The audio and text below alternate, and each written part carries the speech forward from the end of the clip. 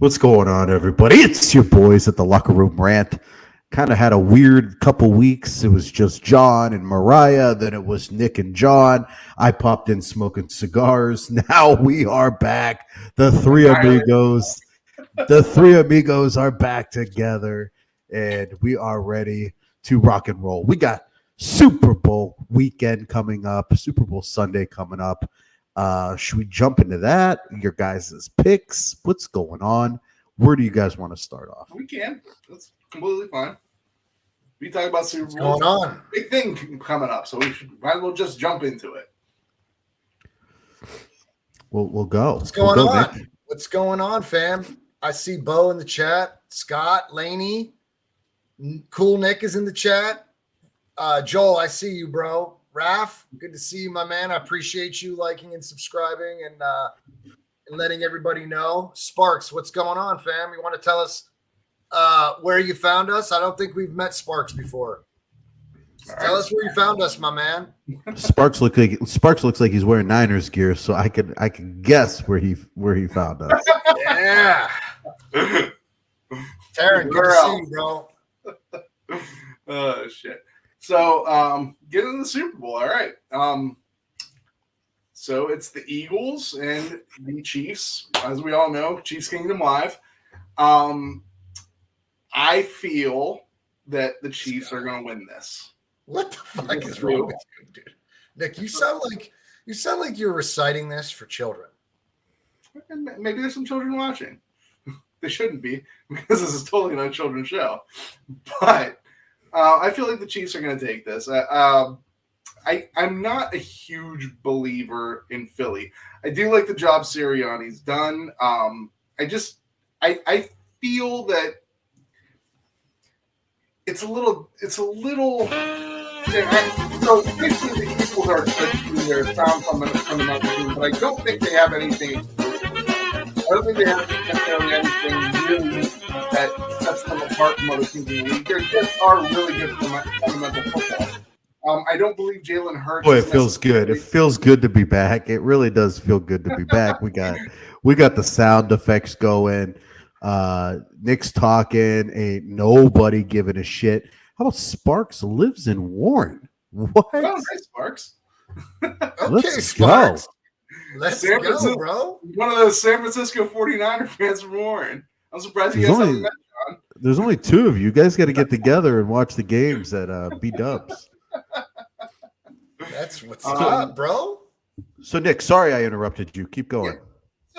So anyways, the Eagles are a good team. I don't believe they're a great team. The Chiefs are a great team. They've proven that they've been consistently good for the last 4 or 5 years. They have special talent about them. Mahomes is a special player. Kelsey's a special player. Chris Jones is a special player. I don't think there's anyone special on the Eagles. Jalen Hurts. Who are you picking? I picked the Chiefs. Oh, that ain't Dude, good. he just said there's no one special on the Eagles. This guy. Yeah. I don't think there is anyone special on the Eagles. I think they're just a good, sound, fundamental team. Can you name 5 players on the Eagles and tell me what's not special about them? Jalen Hurts, I don't believe he's an excellent passer of the football. I believe they crafted their offense around him, much like the Ravens crafted their offense around Lamar. And it gives them a certain high floor, but the ceiling is also not very high. A.J. Brown is better than I thought he was, but I still don't believe he's one of the most dynamic receivers in the league.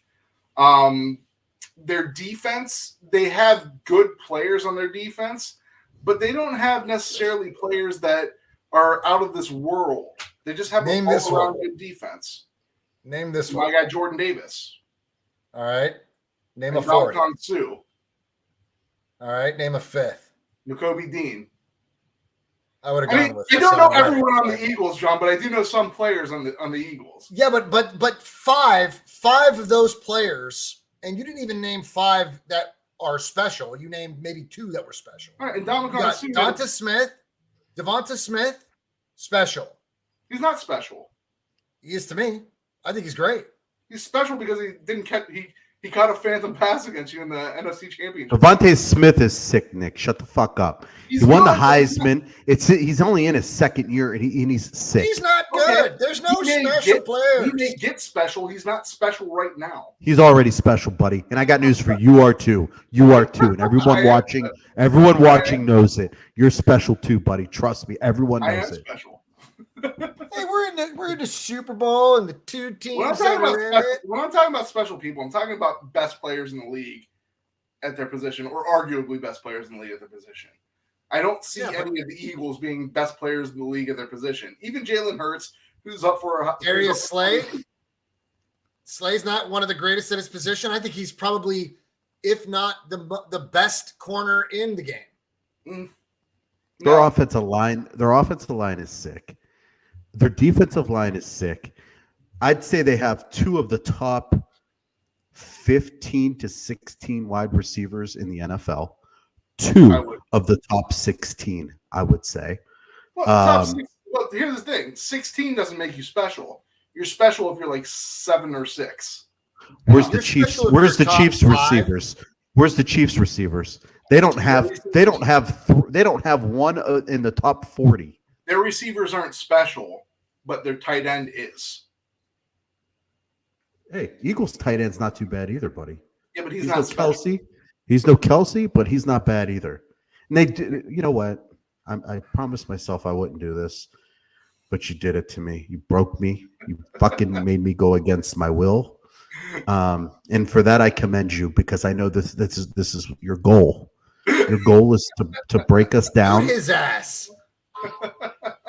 He won though, John. I commend him for it. Good job, buddy. I promised myself I wouldn't get pissed tonight, and you fucking did it to me. I don't make those promises. Johnny, them. Who you like? Aaron, Hassan Riddick is a Pro Bowler. Yes, that's true. Boot him! Because you're a Pro Bowler doesn't make you special.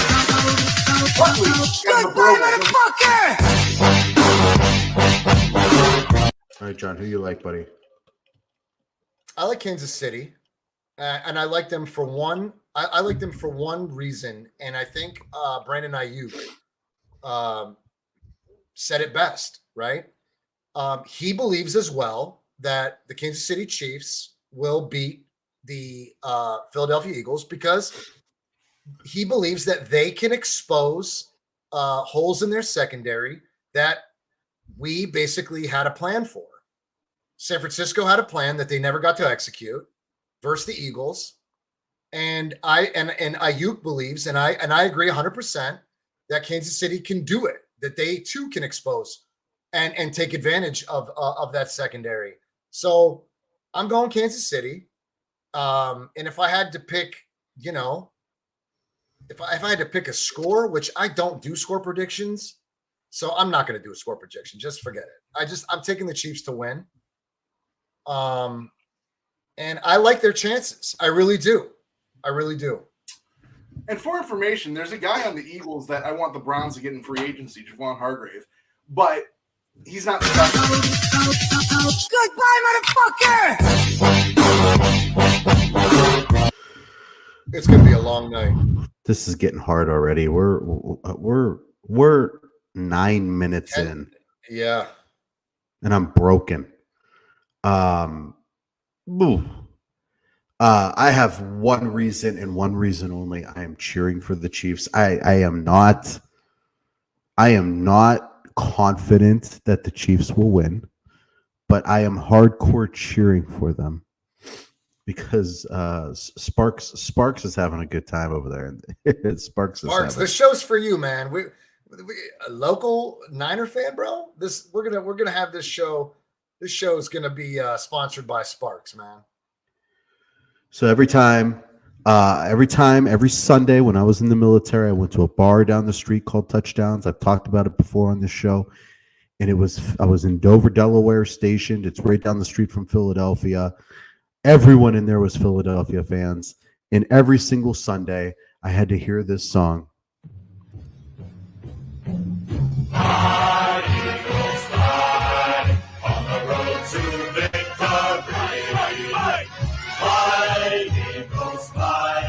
Score a touchdown, 1, 2, 3.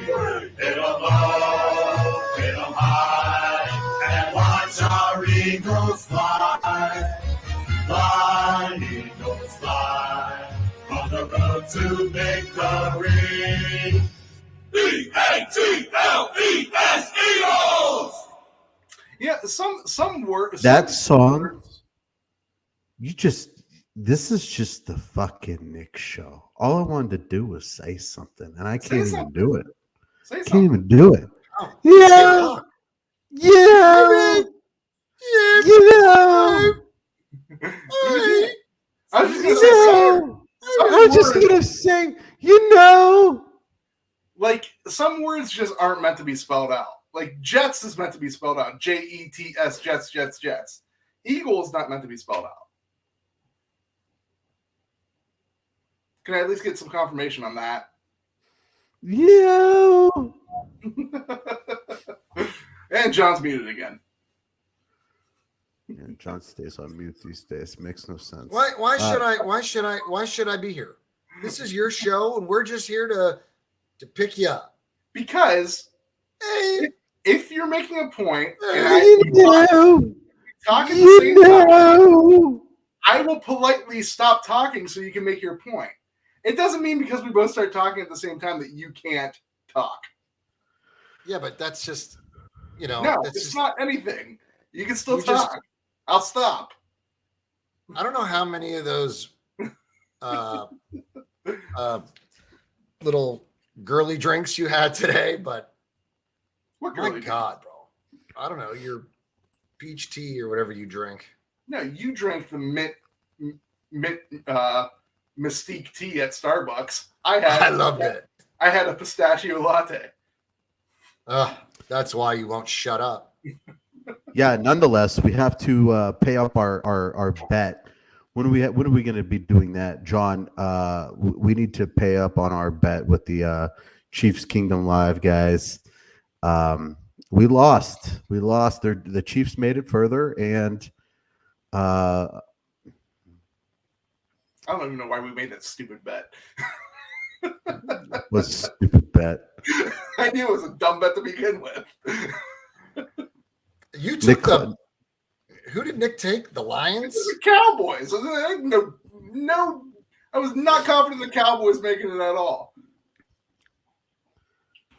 Yeah, I don't know. That was stupid of us.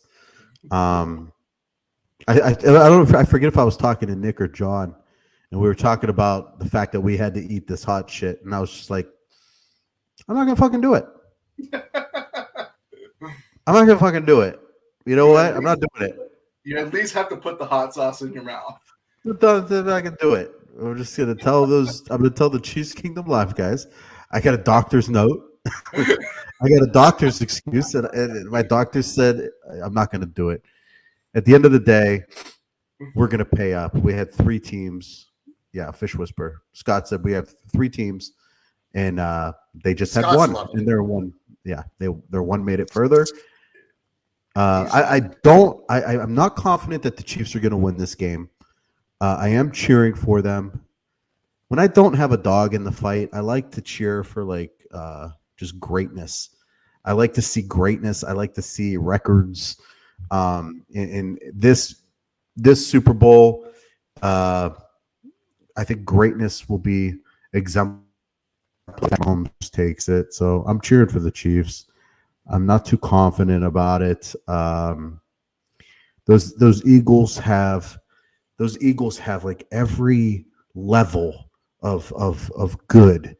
Their quarterback, the running backs, the O-line, D-line, DBs. It's just like every level is good on that team. So we'll see, man. Cheering for the Chiefs, but we'll see how it works itself out. I'm kind of different. I'm not like Tony. I don't necessarily like to see greatness, but I can take if what was supposed to happen happens. Like I feel like the Chiefs are one of the teams that's supposed to win. It doesn't matter to me if they do win. I'm kind of an asshole like that, like I am with sports. I don't like to see unexpected things happen because I want my team to be the unexpected thing. If my team can't be the unexpected thing, I don't want anyone's team to be the unexpected thing. Yeah. Yep. Good one. What's next, Johnny?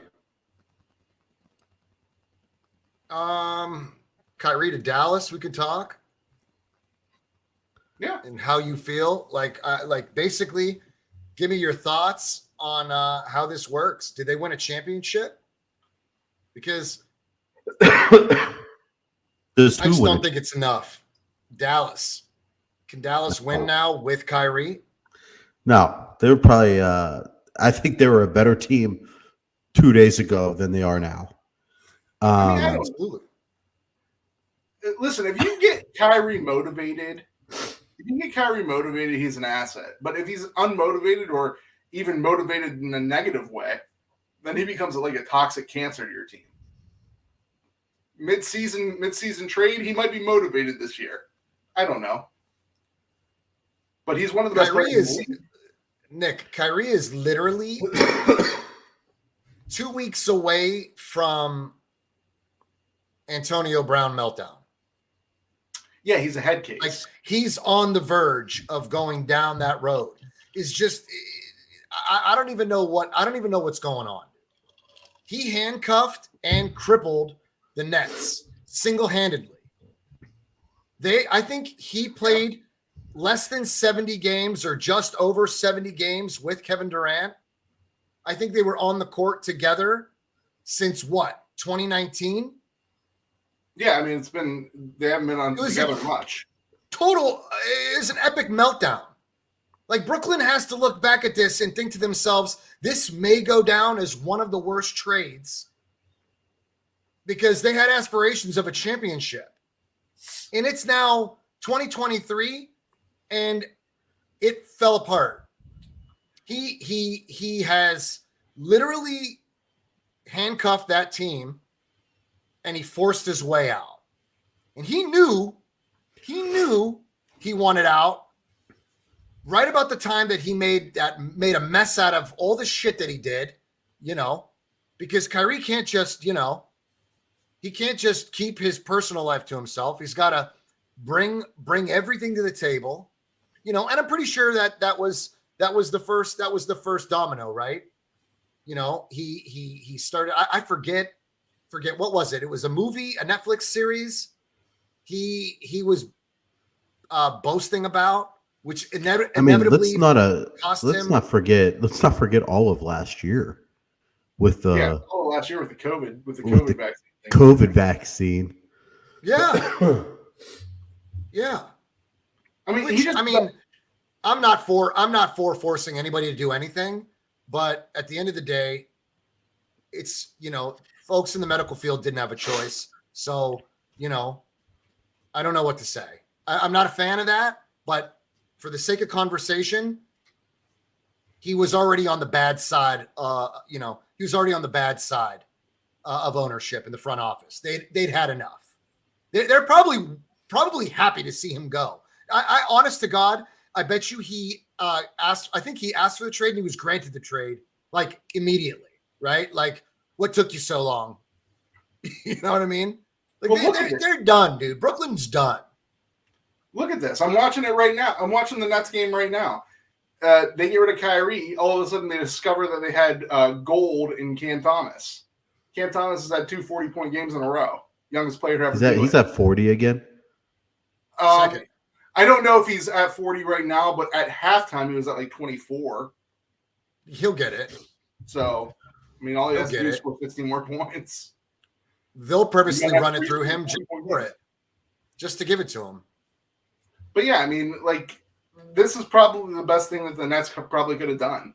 It's their future. They're not going to win anything. They're not going to win anything with Kyrie Irving. Kyrie Irving he's too selfish to be a team player. He's too selfish. When you do shit that Kyrie Irving does, you're being selfish. You're not putting your team's best interest at heart. You're putting your own.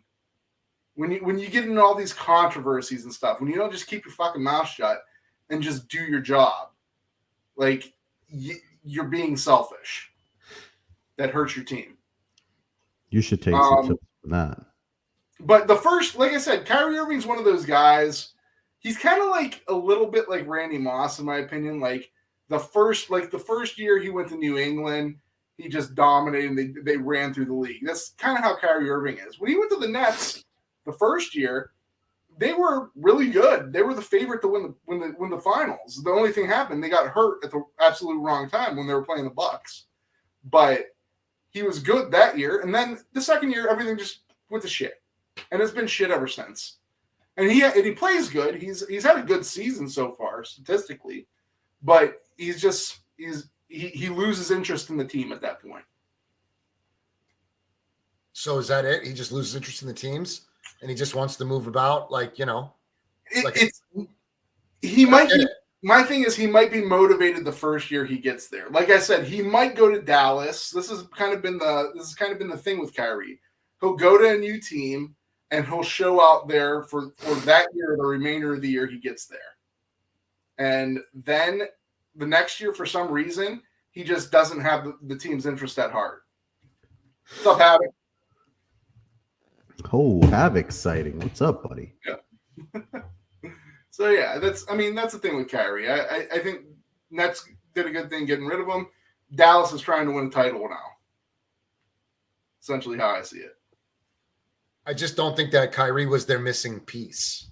That's all I'm trying to say. I just don't believe that he was the missing piece for their championship. Well, if you look at it, last year they made a pretty impressive run. Nobody, I don't think anyone expected them to do as well as they did. Their guy who was second fiddle to Doncic was Jalen Brunson. They kind of downgraded this year. Now you put Kyrie in there. He's much better second fiddle than Jalen Brunson is, and obviously much better than what they have right now. You know what, though? What you're not counting for is Jalen Brunson's defense compared to Kyrie Irving's defense, which is dog shit.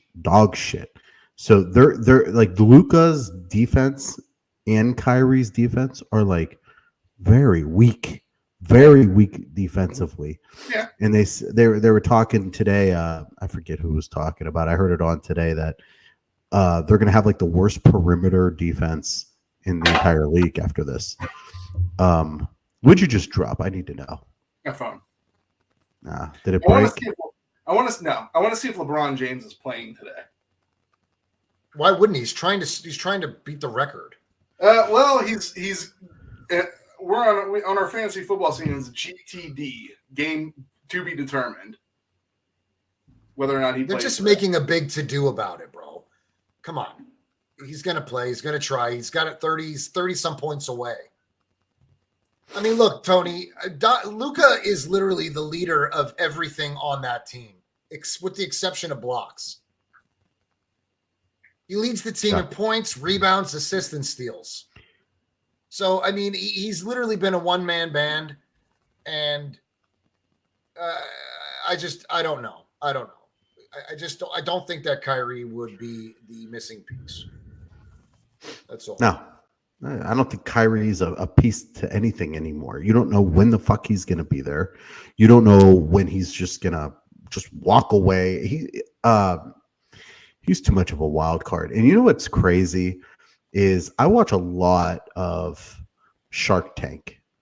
Like I watch a lot of Shark Tank, like more than anyone should. Watch. Your show list basically consists of Shark Tank and Impractical Jokers.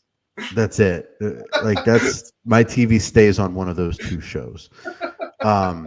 Nonetheless, I feel like never makes deals. I feel like it takes something very special for him to make a deal on that show.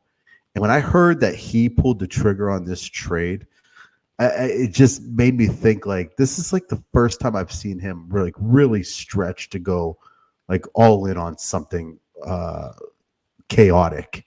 And he seems like he's more squared away and doesn't take big risks. But nonetheless, they took a risk on this one. We're up to 26 people watching live. Nick, do the gritty, buddy. I forgot how to do it. Dude, just make it up. Just do something. I forgot how to do it. Do something that You're will the entertain. worst. How about Do this? something How about this? They come back next week. I'll learn it and I'll do it then. We ain't getting 26 people live. Look, we're already down to 22 just since you started talking. Yeah, Havoc. I seen previews of that show and it looked pretty interesting. I'm into that kind of shit. It's like end of the Havoc, world. I love it. We are addicted to it over here, bro. And I heard for anybody that is a fan of The Last of Us, they are bumping up this week's episode to Friday on HBO Max because of the Super Bowl. They're bumping it up so you guys can catch it 2 days early on HBO Max.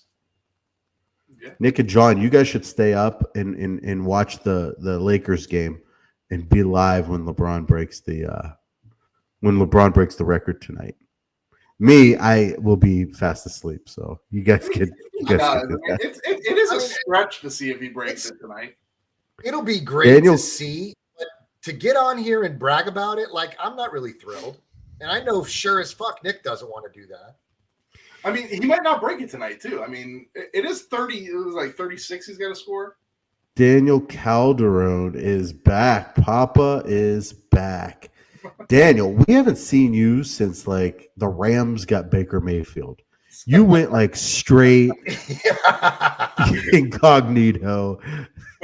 He did too. He vanished. He's like, yo, I think Daniel Calderon vanished when Stafford went on IR. Yeah. No, I think he came on here that one day Baker Mayfield went ape shit. Let's give a shout out to everybody that joined us. We got Havoc, Izzy, JT. Good to see you, family. Steve-O, good to have you. Anthony, my man, good to see you. Bo, we see you, my man. And Cool Nick is still here. What did Anthony say? Do you guys talk hockey, and what can the Sharks do to improve? Give me a week and I'll let you know. So we don't talk hockey. You could give me a lifetime. I feel like we should have addressed in one of the previous episodes Bobby Hall's death. That I know very little about hockey, but he was a great player, one of the best players of all time. We should have probably addressed that. But that's as far as we're going to get into hockey. I think we've talked hockey. I like 10 minutes. I like hockey. I enjoy it. I watch it. I go to Pittsburgh to watch it. I enjoy it. But to talk about the entire league, I need a couple of weeks. So, Anthony, if you want to talk hockey, my man, and if you know hockey, we'll feature you on one of these episodes. You can have a segment all about the NHL, talk about your team, and, teach us a little bit. I know the game. I mean, we know the game. These guys just aren't attending games. I try to catch a couple if I can, but it's about as far as I go. John, we've probably been to the same amount of hockey games, so don't act like you're this fucking like you sit in the penalty box and shit. Actually, we do have something, Anthony. We do have something called the penalty box. John if you'd like to, that's true. If you'd like to see it. Goodbye, motherfucker! There you go, Anthony. Nick is now in the penalty box. That's what we do on this show. If you say something stupid, you go to the penalty box. Nick didn't say anything stupid this time, but I'm sure he will in due time say something stupid and ultimately end up in the penalty box. Having said that, we don't do penalty. We don't talk hockey much, but what we do, what were you just doing, Nick? Some calisthenics? Scratching my back. Like a bear in the woods. Bear in the woods. Weird. He's a weirdo, bro. I was expecting you not to bring me back for like a couple seconds later. I caught you in the middle of your back scratch. I'm in the middle of a back scratch. You silly son of a bitch. Anthony, here we go. We don't talk hockey, but we do talk dueling banjos. And here we go.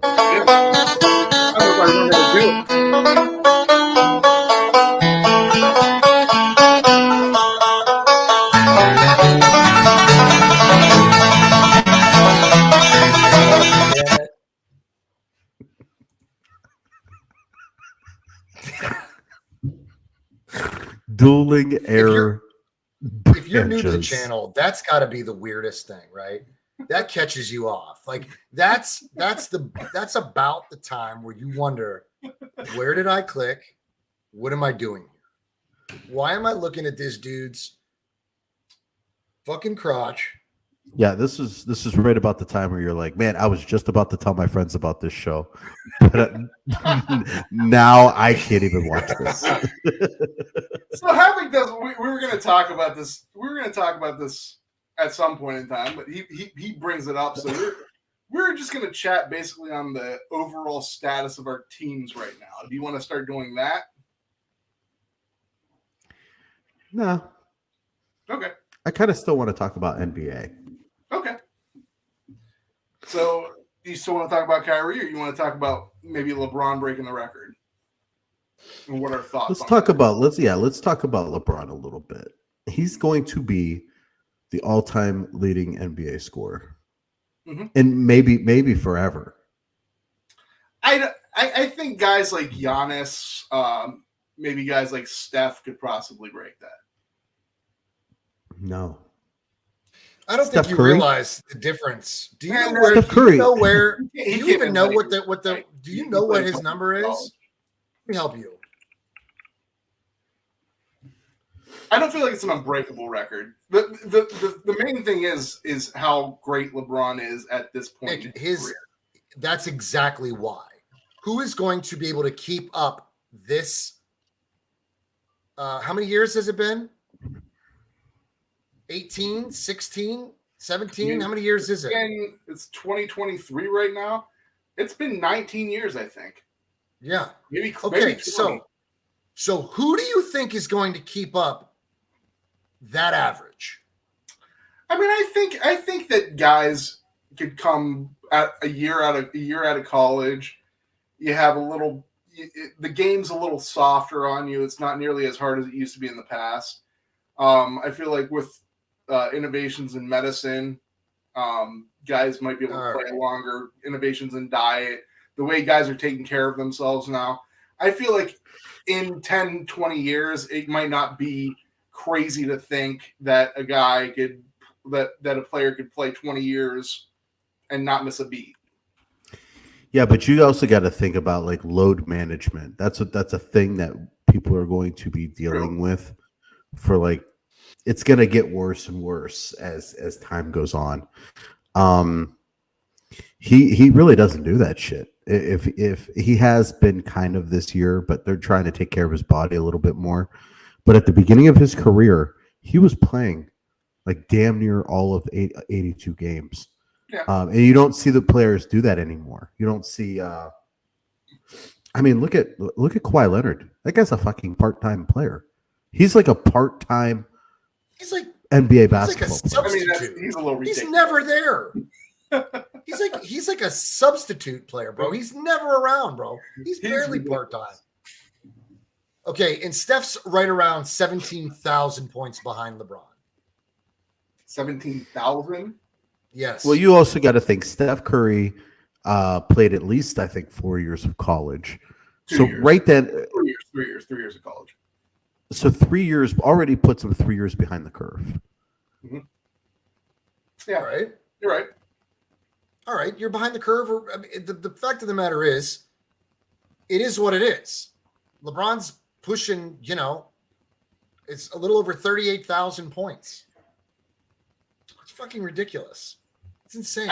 If he were to retire at the end of this year, which I don't think he would, but if he were to retire at the end of this year, I don't think it's unattainable.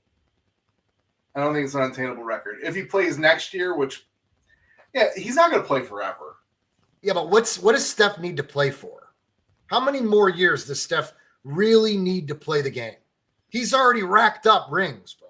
What else does he really have to play for? Is he going to stay in the league for another 12 years to try to beat LeBron's points? One thing it seems like a stretch. One thing that really helps LeBron in the record talk is the fact that every single year, just about with the exception of a couple, his team made a pretty deep run in the playoffs. So does this count? Does this all-time record count playoffs? I think so. I think it's just all together points. Normally playoff stats are completely separate. Well, do they still factor playoffs points in the career total? I don't know. That's something we're gonna have to Google. Nick, get on that, buddy. I'm on it right now.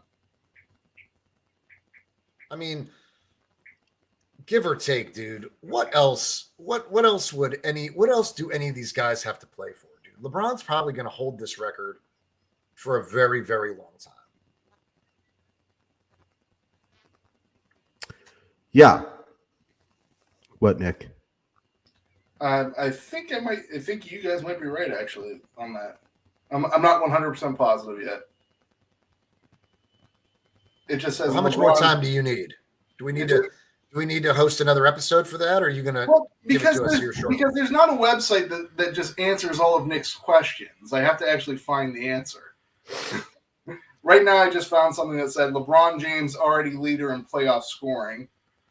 The statistics only show points scored in the regular season NBA games and does not take into account production in the playoffs. That's funny. That's actually pretty funny. I don't necessarily know if that's exactly what I'm looking for. Yeah, next time on the Locker Room Rant, Nick will get us an answer. Now Havoc, it's quite possible he's going on another 4-day retreat in the dark. If I read it right, that's what he was doing. He's stepping away from reality to probably do one of those. How do you pronounce it? Am I saying it right? Ayahuasca. Ayahuasca. It's still. Ayahuasca is the thing I did on the golf course. I hate it. By the way, it's a 4-day retreat, and it's typically done under the supervision of like a from the lake. So like a spiritual healer, right? I think it's. Where did you get that, Nick? It's like an old poem from like it's called The Lakes of Hiawatha. Did you get that from Uncle Al? No, I didn't get it from Uncle Al. All right. There's like a street. There's like a street in Columbus. I was driving around like a little, like kind of like in the bad area of Columbus, and I saw a street that said like Hiawatha. And if I would have taken a picture of it. I think I tried, but it was like snowing that day. If I ever come across that street again, I'll take a picture for you. Scott, would you ever do it?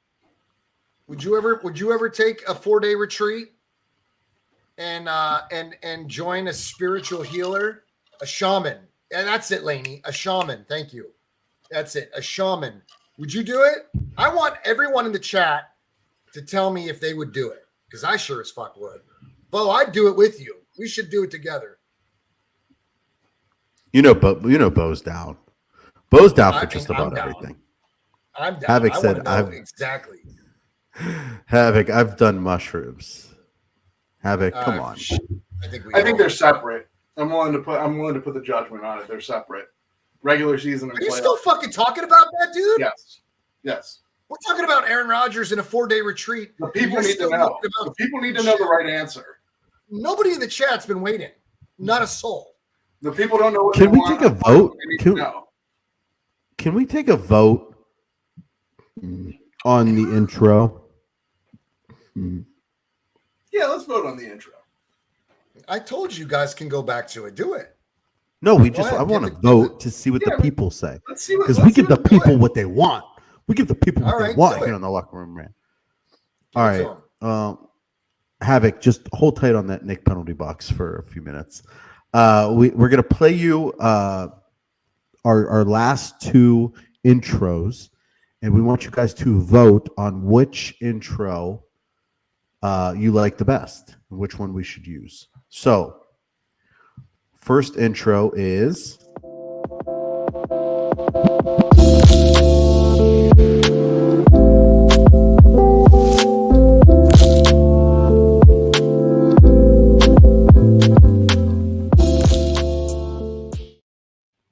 Very nice intro. Very nice intro. Classy. Very classy. That's my favorite. Go ahead. Very classy. John, you can't sway the. Trying to sway right, them. here's- We're politicking. Here's the second.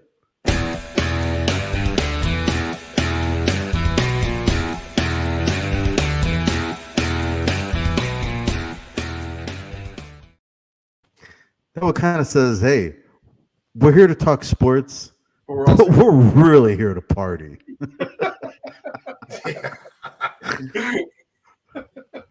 All right, so, we got some first.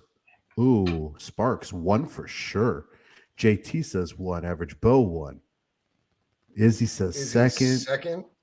Cool Nick, 2. Sparks says 2 is trash. Shit. All right, Sparks. That's what I'm talking about, bro. Sparks is That number hurting 1, bro, feelings. has a nice vibe to it. all right. I mean, I guess I'm You on stand the corrected. opposite side of that, but the people have spoken. Laney likes The 1. people have spoken. People have spoken. Looks like a country beer show. I feel like that's what we are, though. No, we're not. You're a hillbilly. We're not. You're Oh, a country you're a beer hillbilly. guy. We're not. You're a If hillbilly. everyone's a hillbilly, you're a hillbilly. Look, Steve-O figured you out, bro. You're still in your room from high school. That's not true. I wish. Costs much less. Number one Number match. 1 matches. Smooth. Damn Number it, 1 it Nick is. made You number stand 2. corrected. That was number 1 by a mile. Wasn't even a contest. I thought it'd be a little bit of a controversy there. Number 1 You know was what we do need? too mellow, Steve-O said. All right. Yeah. I agree, Steve-O, but apparently we're overruled on this one. The people It have is spoken. mellow, but it's still a good vibe. I mean, even I agree with him. I do believe it's mellow, maybe too mellow for our personalities, but it's still a good vibe. What we need is an outro. Remember this one? Remember this one?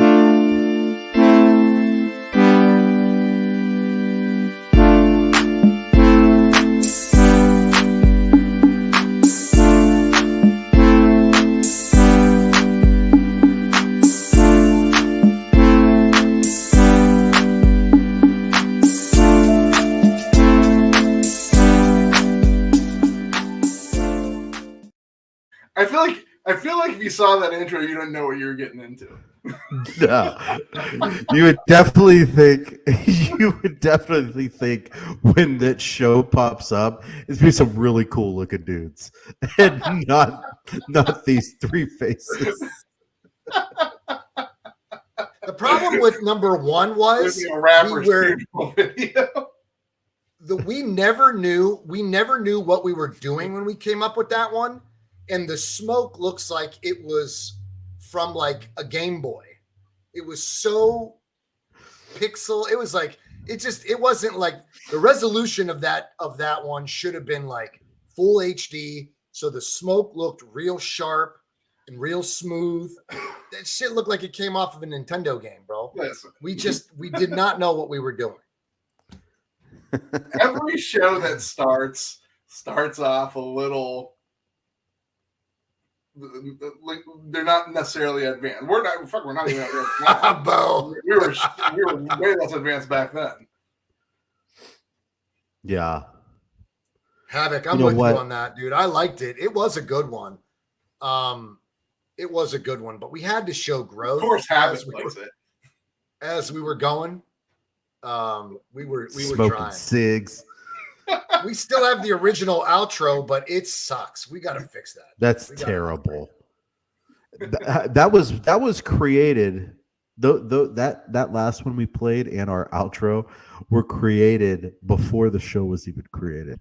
I remember I was on a vacation with my wife in Florida, and I was just like laying in bed, and she like already woke up, went out to like eat breakfast with like her family. And I'm laying in bed, and that's when I made the outro and the intro in like 20 minutes.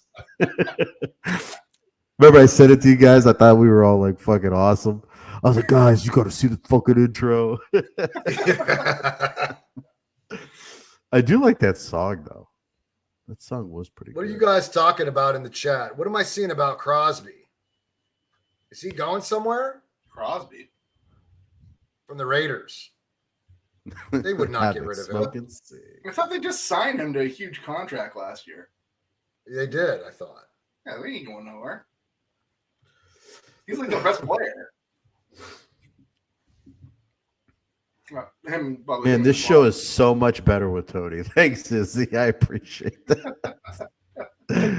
Trust me, when one of us is out, it really messes up the flow.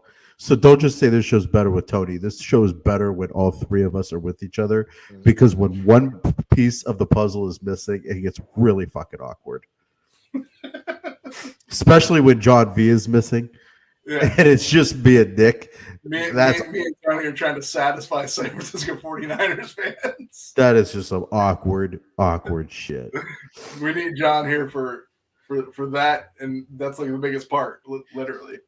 Yeah, and that's part of the reason John never gets timeouts, penalty boxes, is because when he's away, me and Nick can't even hold it together for 10 seconds while he's gone. Where's my man JT at? Speaking of Niners, where's Sparks? We got a stud as the defensive coordinator in San Francisco, fam. We got Steve Wilks, a DB specialist, which if you're a Niner fan, you know we could use a DB specialist because we can't seem to defend the long ball. The pass, so to speak, has been a disaster for us for the last 12 weeks of football. We could not defend any quarterback throwing a deep ball. It didn't even matter if you were a bust out. Some names that come to mind are like Heineke, Stidham, Bowie. I don't know how you say it. Some dude for Arizona. Just backups. Backups were ripping it, and we were not defending that pass. We could not. So I'm praying and hoping that Steve Wilks brings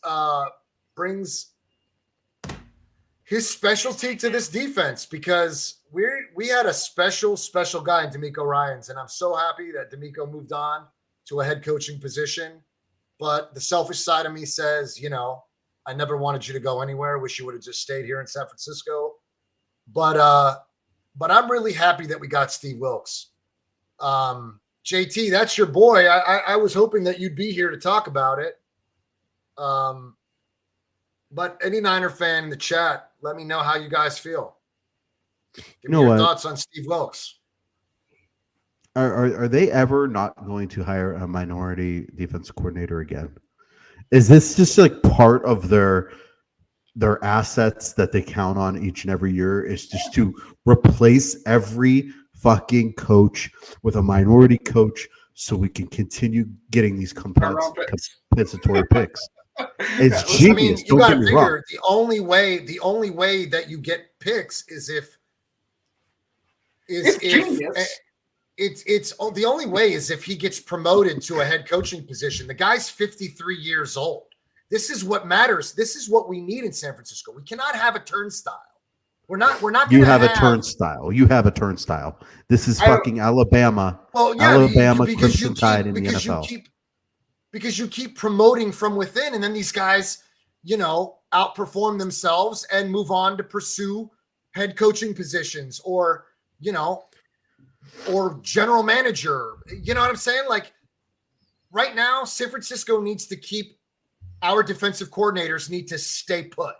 So I'm hoping that Wilks is with us for at least a good 5 to 7, 8 years, right?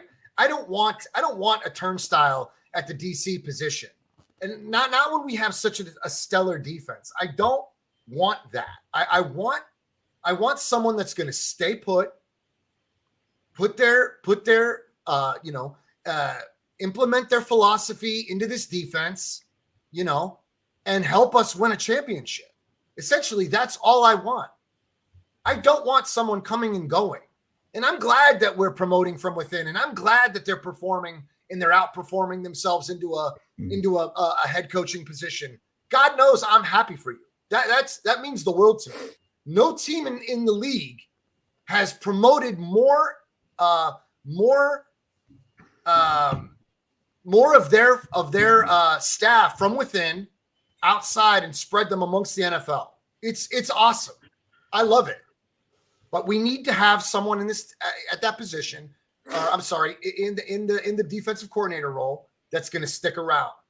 That matters the most to me. We just need someone to stay long enough, implement their philosophy, which shouldn't be much different than what we've already got. You know, we do need help on the back end of the defense. We're good up front. So I'm stoked. I can't wait to have Steve in the building. I can't wait to see what he does with this defense. And I'm sure we got a good one, fam. I'm sure we got a good one. So here's the thing with the Wilks hire. I think you guys actually do have a good defensive coordinator hired. I think Wilks is a pretty good defensive coordinator. Where I take a little bit of umbrage with what you said was I don't think it's necessarily like that cut and dry. Like Steve Wilks is good with defensive back, so he's going to fix your defensive back room.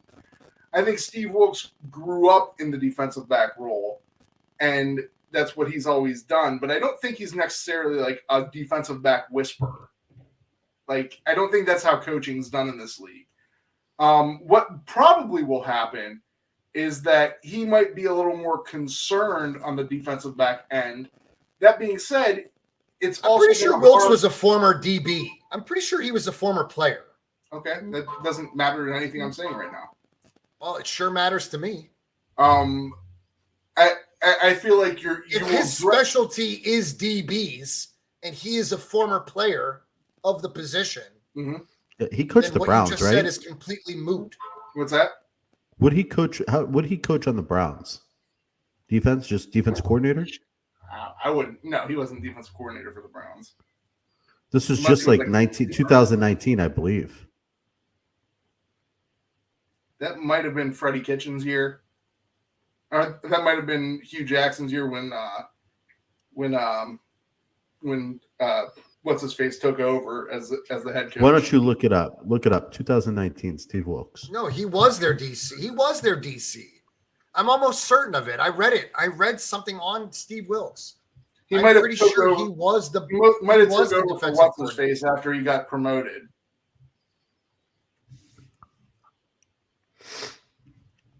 I know, Daniel. I know. Sparks, we do need a true shutdown corner. There's no doubt about that, my man. I mean, Charvarius Ward is that. I believe we'll see. I believe we'll see more from Charvarius Ward. I do believe so, but this team does not value that position in the draft. I mean, they'll pick them up later rounds, or even undrafted. But I don't know, man. We do need a true shutdown. The truth is, I just don't think San Francisco values that position. Going into 2021, they overvalued JV. You know, they basically hinged their entire DB room on his back, and that dude blew out his knee versus the Detroit Lions week 1. So here's what I will say. So actually, Wilks was under Kitchens. That's why that year totally has slipped my mind because it was so bad. But and he was okay as defensive coordinator. Their defense wasn't bad, but he wasn't like fantastic. He didn't make him a dominant defense.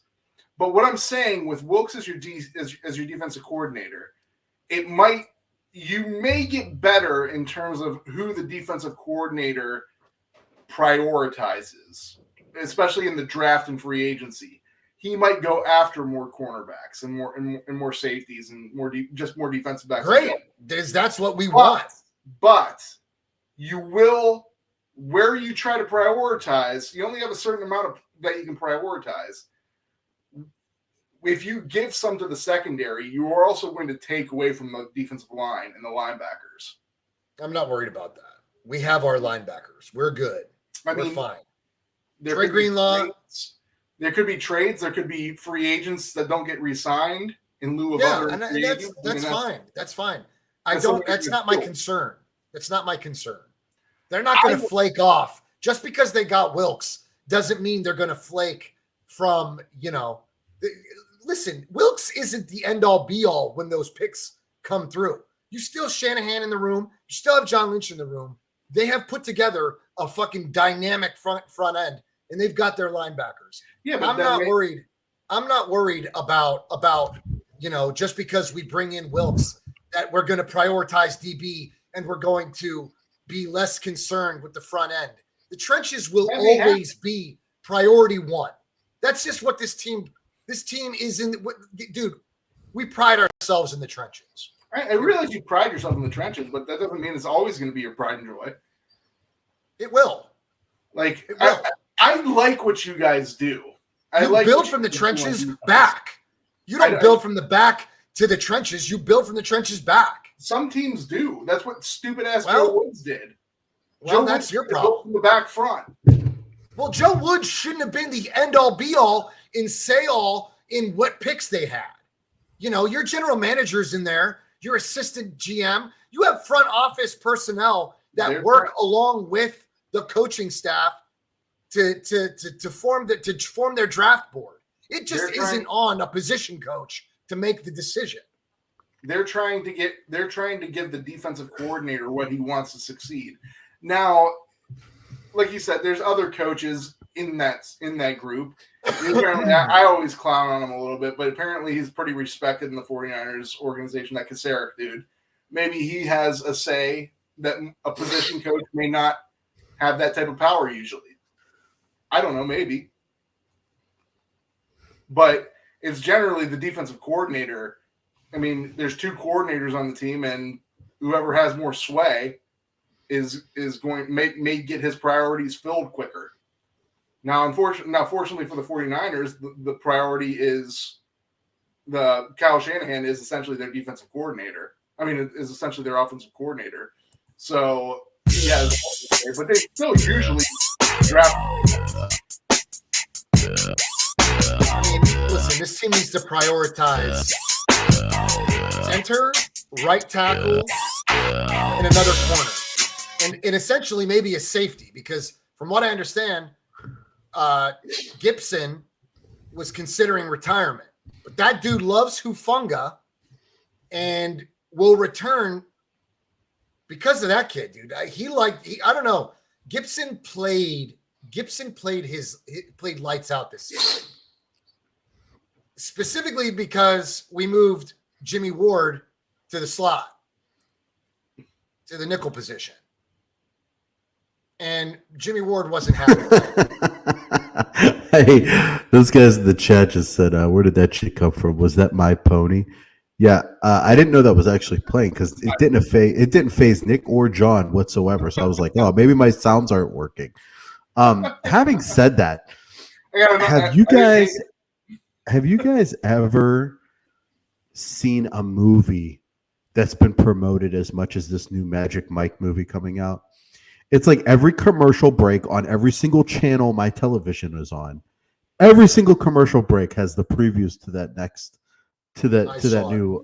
that new fucking movie. Yeah. The women in our homes will be locked to it. I mean, it is the end of the trilogy. And Nick will be locked to it, of course. Yeah, Nick will be locked in. It is the end of the trilogy. You have to see how it ends.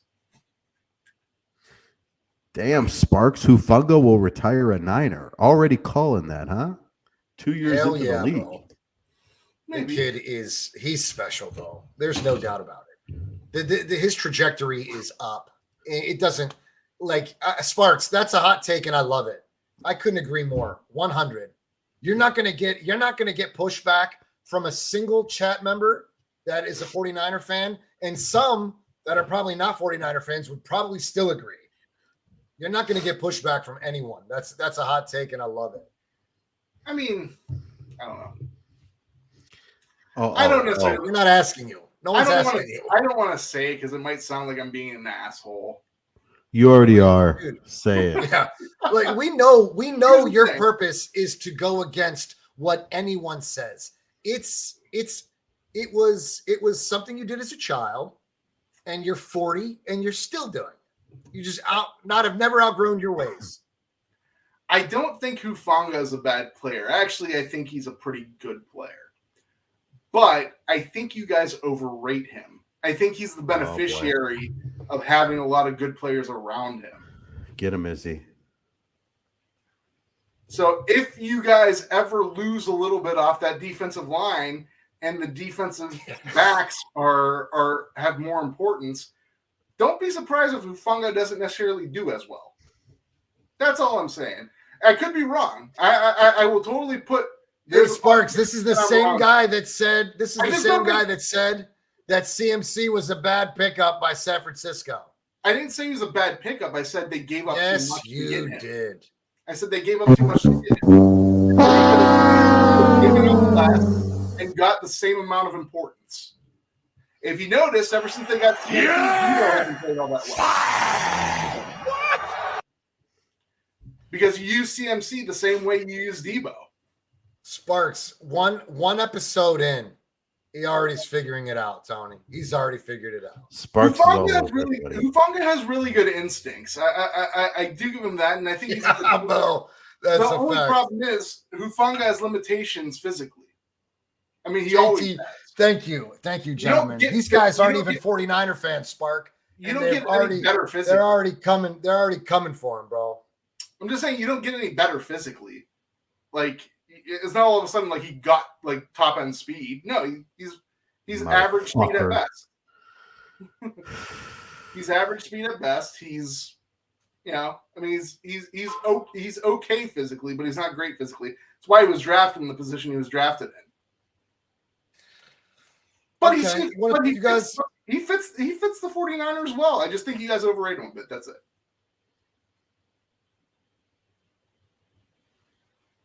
You're pretty overrated, Nick. I think I'm rated about where I should be. No, you're nowhere near where you should be. Yes, he's rated. He's rated so low. It's unbelievable, bro. He's rated in the negatives. You guys want to talk? Do you guys have any favorites? Do you guys have anybody in the NBA All-Star list? Anybody you felt should have made it that didn't make it? Who do you think was snubbed? Do you think it's very much perfect?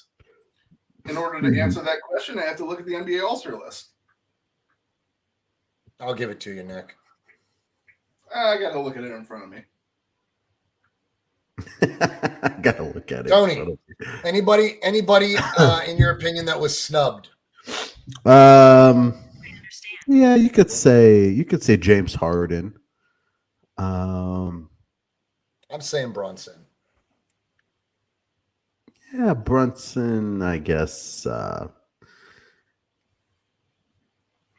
don't know. Brunson has been playing good basketball, but nothing crazy. John Morant made it, right? Yeah, he did. Of course. He's a reserve. I don't know if you can count a snub as somebody can you count a snub as somebody who should have been a starter and didn't get starter? Because no.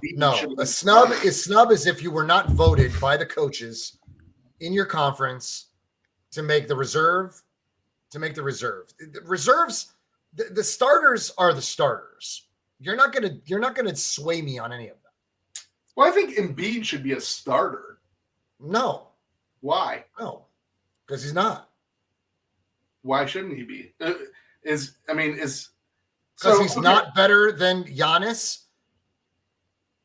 He's not better than Tatum. I think he absolutely is better than Tatum. Yes. I think he will. I think though in your favor, I do believe he led the league in I don't know if it was points. Joel Embiid is a better player than Jason Tatum. He might not be better than Giannis. Hold on, I'm trying to remember. He might not be better than Durant, but that's arguable. He's definitely better than Jason Tatum. Scott said Embiid is a starter. No, he isn't. The starters are Giannis, Kyrie. No, he's a reserve. He is a reserve. I got news for you. Durant and Kyrie ain't starting. Yeah, but I mean that's the starting team. Yeah, but they're not starting. One's hurt, All and the right. other one got traded to the Western Conference. Yeah, but it's just the point of the matter. Listen, the fact of the matter is, did Bam Adebayo make it as a Yes. reserve? Yes. And Halliburton made it as a reserve, and he might not even be able to play, right? Yes. So Brunson might be able to fill in for that for Halliburton. I think that Brunson was snubbed. But you're not going to get two players from the 7th seed that are going to make the All-Star team. They're just not going to. I mean, it's not necessarily the 7th. It's not necessarily the fact that they're the 7th seed. It's just I don't think anyone considers the Knicks a good team. Like you can get in as 7th seed as a bad team. I'm talking about multiple players making the All-Star team. Yeah, but I'm saying I think multiple players could be made from a 7th seed. I just don't think anyone sees the Knicks as particularly a good Scott, team. I don't think you're wrong. I don't know, man. I think that Embiid, I remember hearing that Embiid, I think Embiid is his stats for the league are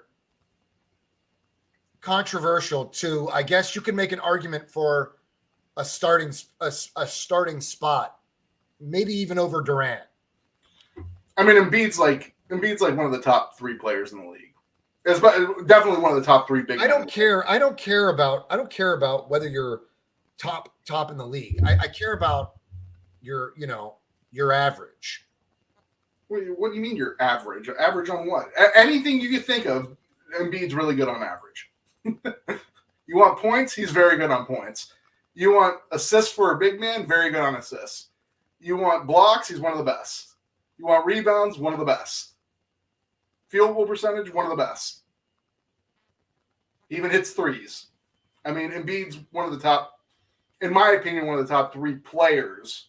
He gets injured a little bit in his career, but as far as being on the court, he's one of the top 3 guys in the game today. Yeah, he is averaging 33 points a game, and he is a leading point scorer in the league. So it's his sixth Pro Bowl selection, or I'm sorry, All-Star selection. Yeah, you can make that argument.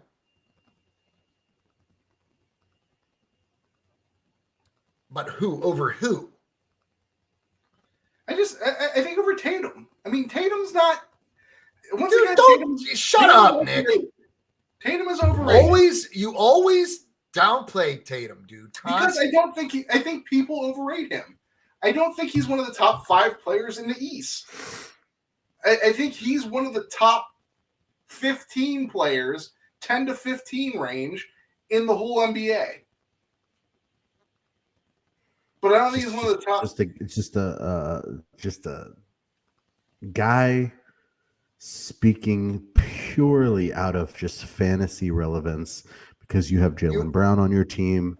And you simply just don't you have blinders on in life, let alone with the Celtics. No, so I pay attention. I pay attention to Jaylen Brown, and when I pay attention to Jaylen Brown, I see that they have about the same impact on their team as each other. Yet one is thought of as a top 5 player in this league, and the other is thought of as like a top 30 player. Look, Nick, and they're right next to each other. Listen, Kyrie has absolutely no business on this list. But if you look at his stats, he's very good. Okay. You can say that about a lot of players. Yeah, but the Nets were a pretty good team, though. They're not terrible. Look, Embiid, you can make an argument for Embiid. But if you're going to put him on the starters, or if you're going to put him in with the starters, you would put him in over Kyrie. That's the only argument I would make. Yeah, but the only way you could do that is theoretically you just drop everyone else down. So Giannis is the all-star center, so you might be able to put him at center and then drop Giannis to power forward. But really, yeah, but I mean, he's both. I mean, Embiid plays both center and forward. So no, he plays center. That's all he ever plays. Okay. He just has a CF next to his name for the fucking shits and giggles of it. That's probably for shits and giggles. Yes, in Philadelphia, he plays nothing but center. Let's have shits and giggles then. In Philadelphia, he plays nothing but center. Just like Giannis has a C next to his name, he never plays center for the Bucks unless Giannis has an F next to his name. Just an F. Not on my book. Just an F. Not Your on my book's book. garbage. Your book's garbage. Such an idiot. In his thing, he only plays center. Tony, you have him on your fantasy team. Does he play anything else but center? No, but at the beginning of the year, he did have a C/F next to his name. I mean, yeah, everyone has. They have Alec Burks as a small forward. He never played small forward. All right, so you guys really don't have Nick. Do you have anybody that was snubbed? That's all I really want to know. Do you? I mean, no, I don't think anyone else got super snubbed. I mean, there's some arguments to be made. I mean, Jalen Brunson, like you put maybe like a fringe, but there are a lot of fringe guys like that. I remember back in the day, Damian Lillard, there was no reason for him never got snubbed, but he did. You got to make a cut at some point. So who is a guy like Jalen Brunson better than that's on that team right now? All right, we said that they took Julius Randle, right? Mm-hmm. Obviously, the better player on the Knicks. Okay, but I mean, I think that Brunson was averaging 23 points a game. I don't know Jalen Brunson. And I do believe that Brunson was probably the biggest snub of them all. So, out of these players, who do you think Jalen Brunson's better than? Jaylen Brown? I don't think so at all. Joel Embiid? Absolutely not. DeMar DeRozan? No. Julius Randle? He's not even better than him on his team. I would say Tyrese Halliburton.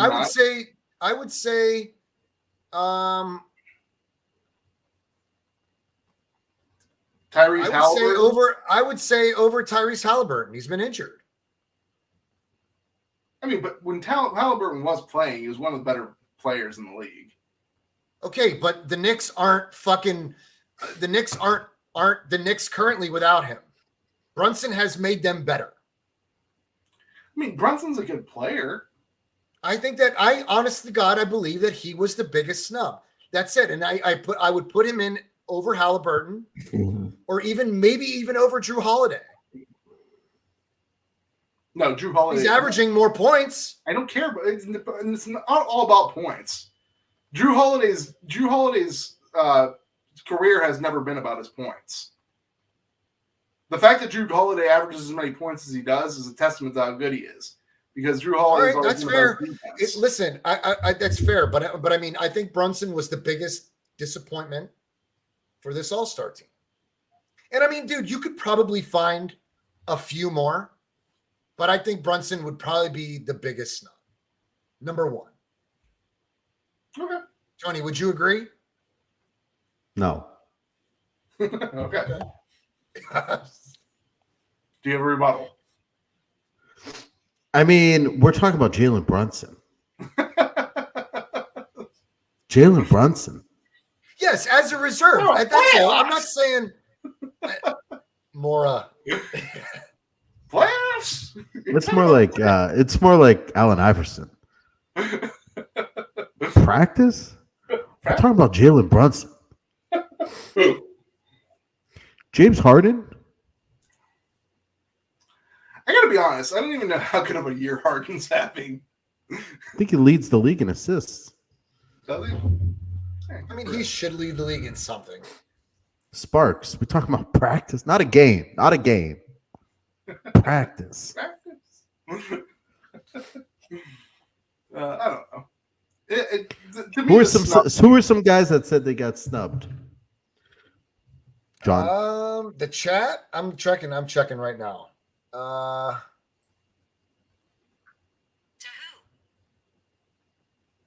Siri's about as annoying as Nick. Ask that broad. Who got snubbed in the All-Star game? Hey Siri, who got snubbed in the All-Star? Who is that? Who just 5 Who days just ago. made- Actually, I Jalen can't, Brunson, I can't believe Trae Young didn't make it, to be completely honest. De'Aaron Fox, Anthony Edwards, Trae Young. and Harden. Trae Young might be bigger than Brunson. Look at this. Look at this. Someone that commented. I call the cops on myself is their name. My hair. And they said my hair got snubbed. That's got to be Diddy. No way, that's not Diddy. That is awesome. Edwards is hooping. I love Edwards, man. I love me some Anthony Edwards. That guy is unbelievable. He is hooping. Josh should be a starter, as he said. So who all did it say got snubbed? They said that Drew Holiday was the biggest surprise in the East. Is Ja going through some like legal or like personal problems right now? I heard Shannon Sharp talk about this shit. De'Aaron Fox was a snub. Anthony Edwards was a snub. James Harden, Devin Booker, Anthony Davis. I don't know how the fuck Anthony Davis is a snub. That motherfucker should he should join Aaron Rodgers in one of those 4-day retreats. Jimmy Butler, there's a good one. Yeah, but Jimmy Butler, I don't think it's Well, you got you got Bam. Well, all right. And Pascal Siakam. Siakam didn't make it. No. He was all those names. Wow. Listen, Devin Booker snubbed. Siakam, Harden, Jimmy Butler. A lot of those guys you're mentioning though had some injury issues. Anthony Davis has been out. Booker's, I feel like, been out half the year so far.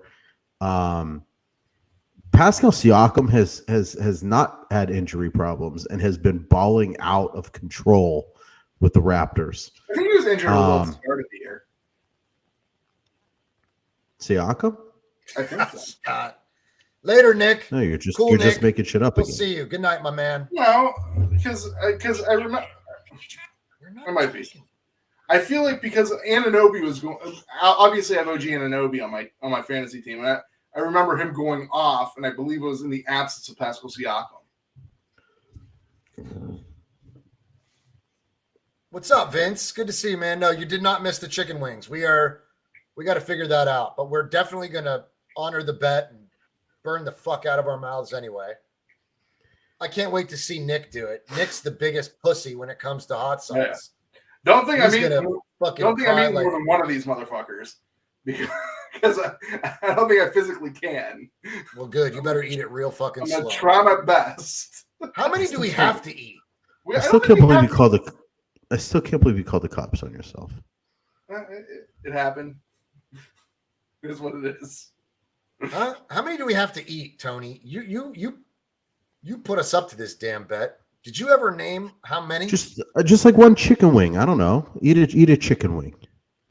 A whole chicken with wing. the world's hottest sauce. Well, yeah, that was the whole point. It was the sauce.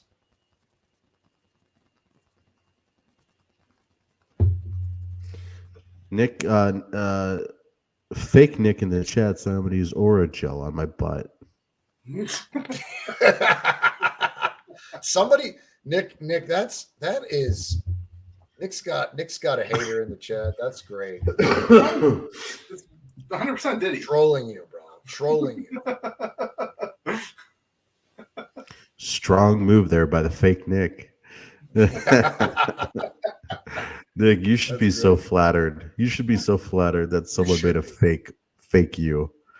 I'll tell you what. I don't know who the fake flattery. I don't know who the fake Nick is, but I already like fake Nick better than real Nick. Yeah, they say parody is the greatest form of flattery. Yeah. Scott said a dozen.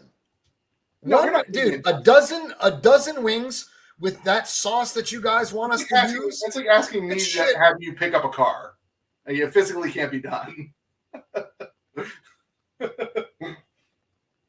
I will fucking breathe fire, shit fire, and puke fire. Mhm. That sauce that they want us to buy is, I forget, what did we say it was measured by again?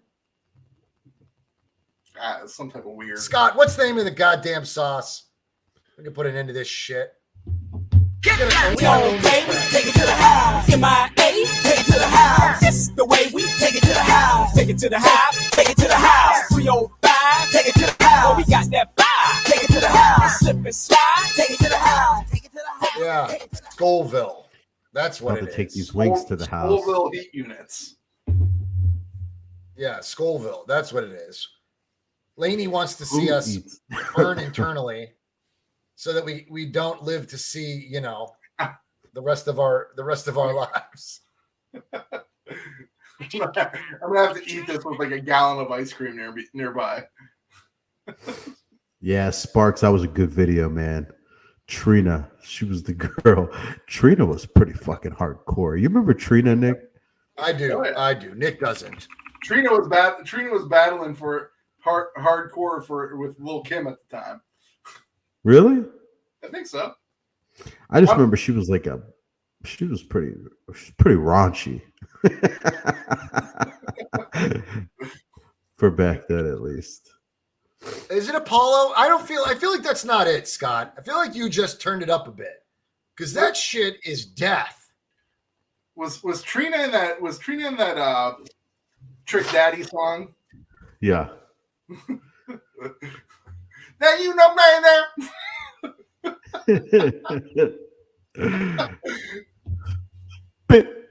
bit. No, you know that. Bit. You do shit like me, or do shit like me. Everyone take these things. You know that now.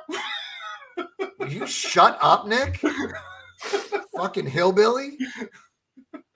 You are a hillbilly. I've always said that. 2.5 million Scoville units. We're gonna fucking burn from the inside, dude. What is even an acceptably hot Scoville unit?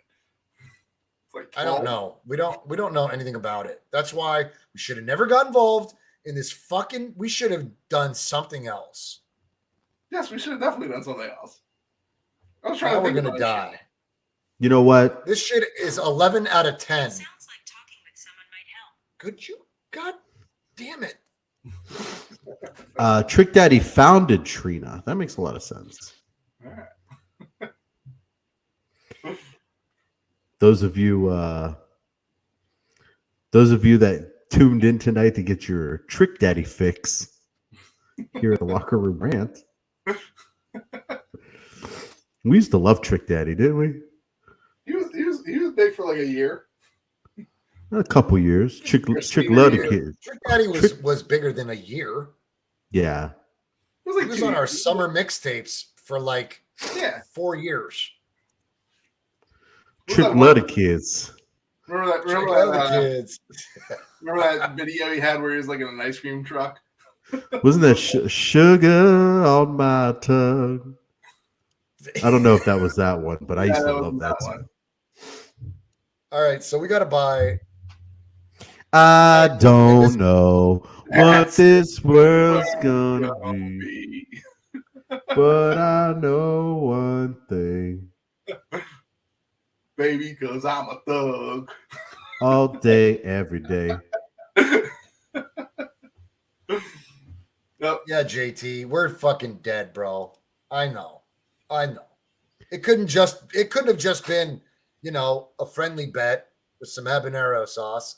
It has to go up to 2.5 million Scoville units. Habanero So that Nick turns back into fucking Habanero sauce is 150,000. This thing's 2.5. Yeah, you're gonna die. We're gonna die. We're literally gonna die. You gonna die, ain't no bitch. We might have to go to the emergency room after that. At least we'll go together. Tony's going alone. All right, so we got to buy a bottle of this. It's $30 a bottle. We'll probably Let's just never buy eat one it. bottle. Are you coming home for this? I have to. I'm that cheap. I'd rather just drive home. It probably cost $100 in gas than to just buy the $30 bottle of hot sauce. We definitely have to do it like when everyone's home. So whenever that happens. Sparks said the way y'all started mumbling when y'all didn't know the words. You should hear me sing a Bone Thug song, Sparks. I gotta be honest. It's probably been since like 2004 since I even heard that song. You remember singing Bone Thugs? I thought I knew every word. You want to hear something funny, Nick? If you get time, go to a Bone Thugs YouTube video and type in Bone Thugs, whatever song with the lyrics, and you'll be like, "Wow, I didn't know one word to that song yet." Dude, listen, I can vouch to that, dude. I remember I had my Walkman all the way through the Pittsburgh airport. I had left all my music behind.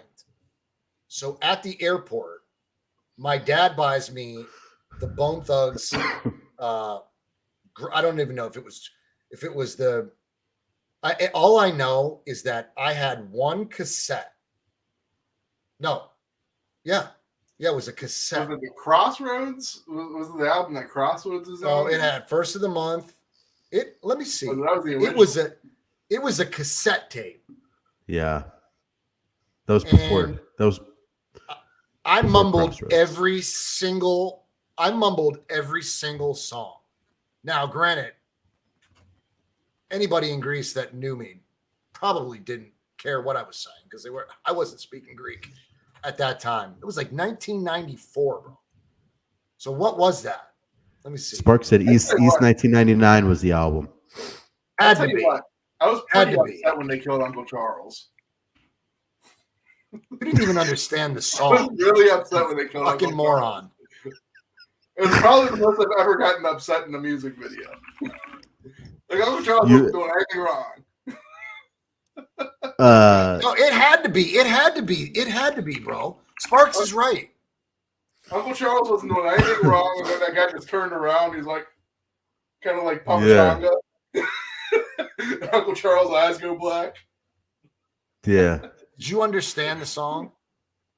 I mean, I kind of understand it, John. I'm just kind of making fun of it, but Creeping on a come up. That's what the album was. That Yeah, I think- song. I remember it. I remember that. What was the album called? I'm looking because I can't remember. I was a fucking kid. I mean, this can't be that hard to find out. I think it was Creeping on a Come Up. It's what I think. I really believe that. I loved Bone Thugs until I found out, Nick, that Michael Howard was roommates with them at Kent State. What? Second of all, why would that be a problem? He said that they were like real nerdy. They would just like get A's. They like aced every test and would just like smoke a bunch of weed all day.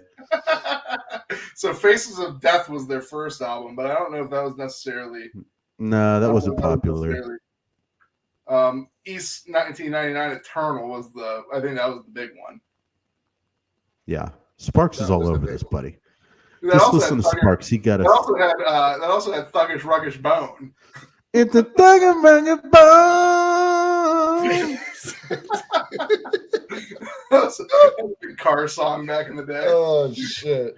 Who was it? One of the Michelakises that used to smoke and like he would like be doing. Was it one of those guys? Yeah, it was Johnny Mick. Johnny Mick, like Yeah. he'd be smoking and rapping, like his fingers would do the rapping. It was incredible.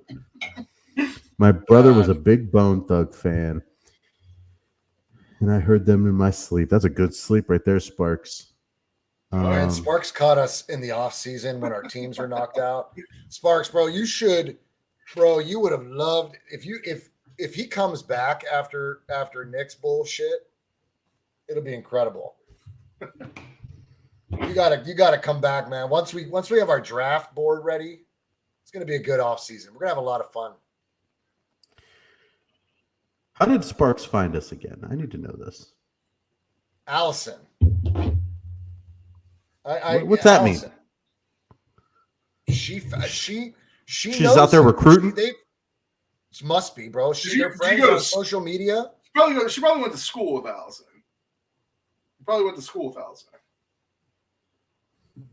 Yeah. Am I wrong on that, Sparks? There you go. No, I'm sure. I'm certain that's right. There you go. Shit, So we Sparks- might have hung out with Sparks. We don't even know it. Sparks and I probably sparked together. We just haven't realized it yet. Spark, I got one question for you. Do you know Wayne the Roller? Because if you know Wayne the Roller, we definitely hung out together. I'm pretty sure me and you are the only ones that called him Wayne the Roller. Do you think the Bills need a new head coach, Izzy? You know what, Izzy? Ooh, McDermott. No, I don't think the Bills need a new head coach. I think the Bills need to change the way they do things. They are a team. In my opinion, they are a team built for a dome that play in the heart of Buffalo, New York, which is basically like playing in the North fucking Pole.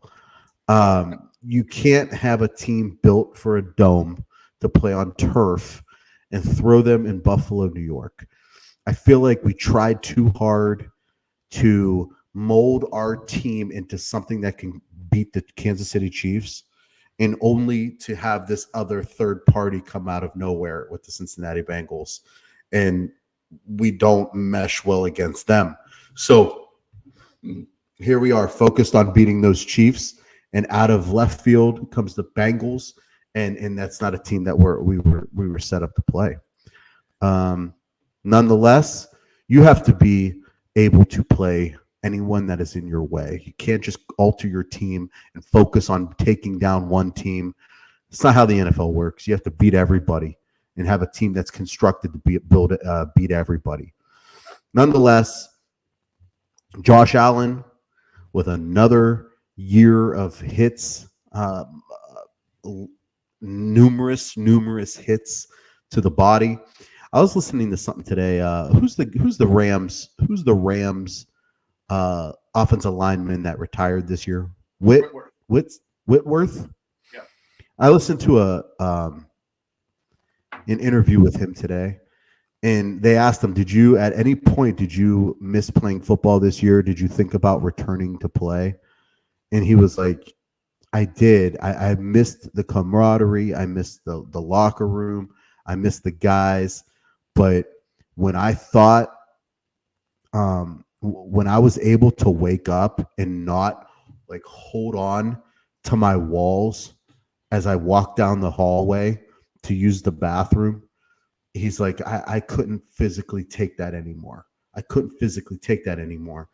And he started talking about Josh Allen. He was like, I don't know how a quarterback in the NFL can take that many hits and sustain it.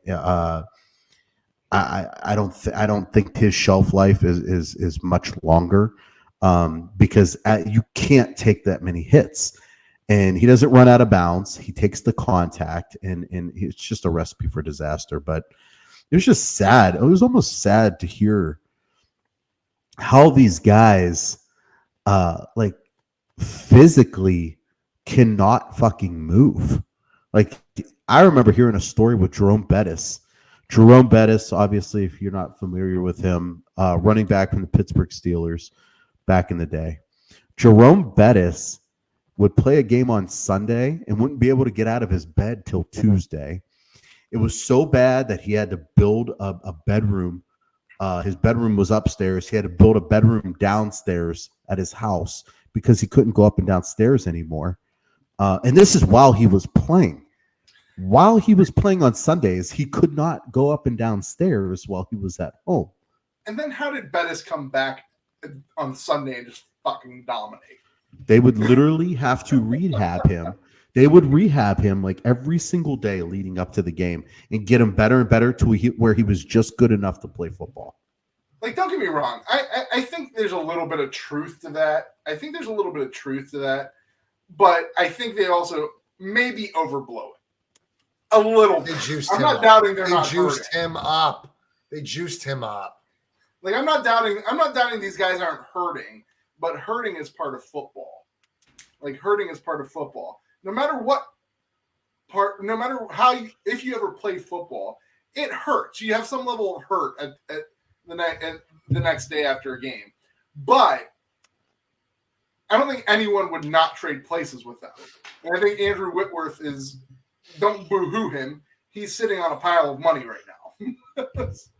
All right, look at it this way. What does that got to do? What does that have to do with the coaching in Buffalo? The fact of the matter is this, okay? I like McDermott. I think he's a fucking great coach. The problem is they have no run game coordinator. They don't have a run game scheme. It's just Singletary Cook. Whatever happens, happens. It's just not going to fly. I beg the Buffalo Bills to seek a run game specialist, someone to help them scheme up a run, to scheme up runs. They need it so bad. Because if they had a solid run game, Josh Allen doesn't have to run between the tackles.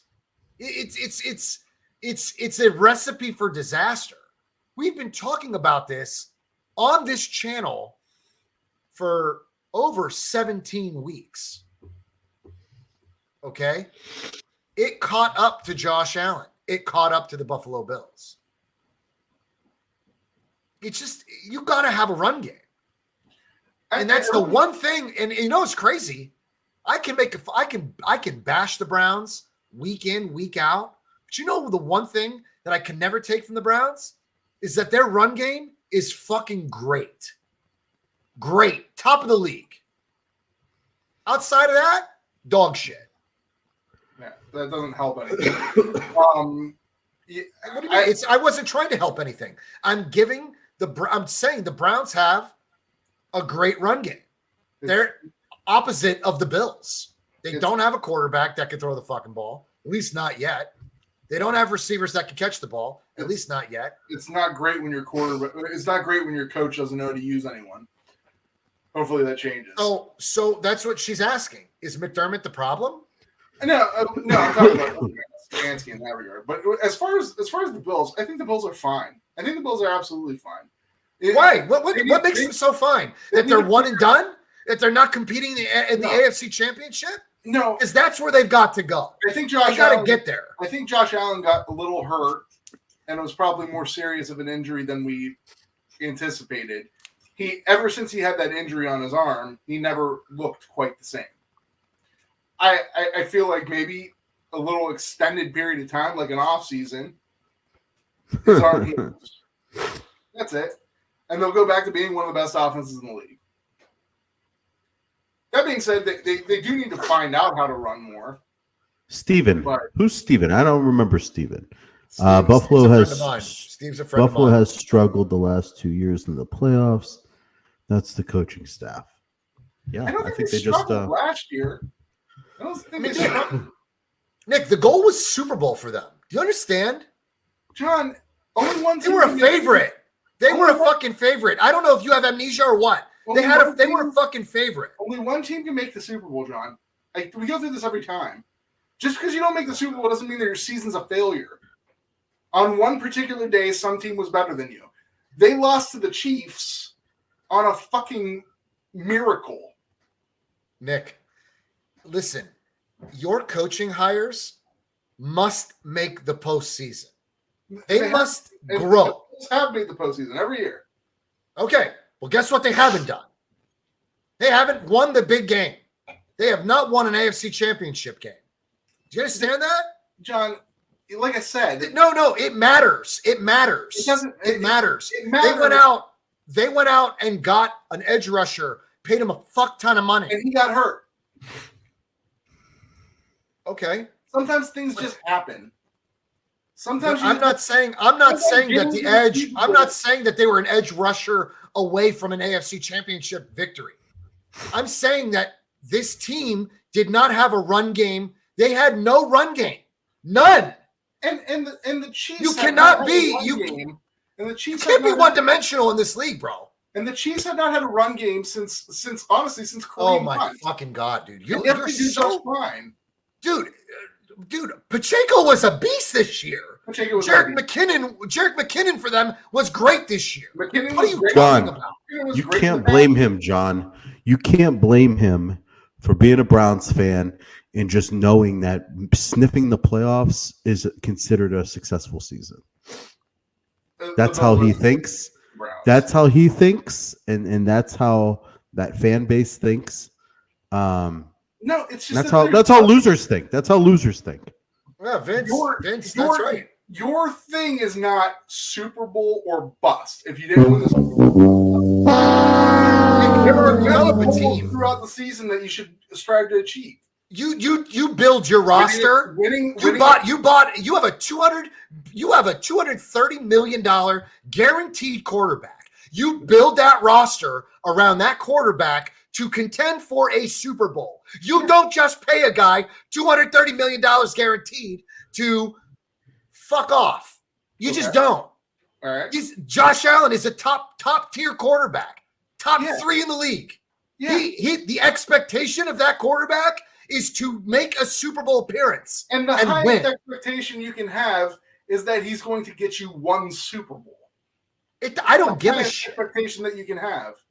It's an he's going to expectation win that you should have He has, like, consecutively. six You should million- always be contending, Nick. This is what I'm trying to tell He you. is and I'm always telling you this. contending. He is always contending. He's But contending that's not my last point. year. My argument is that the Bills don't have a run game to win.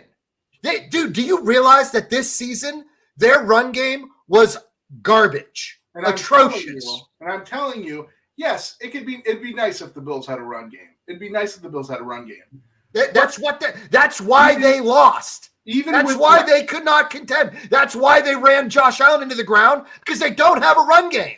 You can't substitute the run game with your quarterback because he's big and tall. That's not a recipe for victory.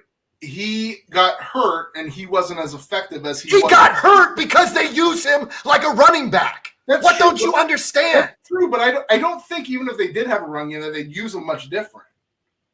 They wouldn't use him as much. It doesn't matter, dude. I don't have a problem running Josh Allen between the tackles. I don't have a problem with that. I just have a problem with how many times you've done it.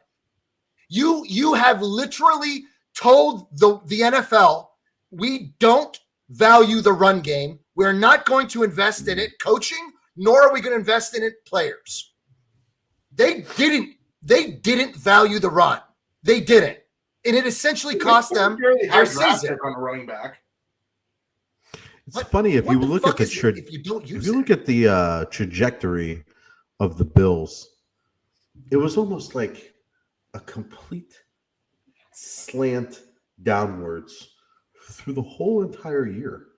They started against that the Rams, the first game of the season, and it's like, wow, they're up here. And then like the next game, maybe dropped a bit, then kind of dropped a bit. And it was like a slow progression down until it got into the fucking postseason. And then it just went goodbye. I don't know. I don't know what to tell you guys. You know what? They have the players they need.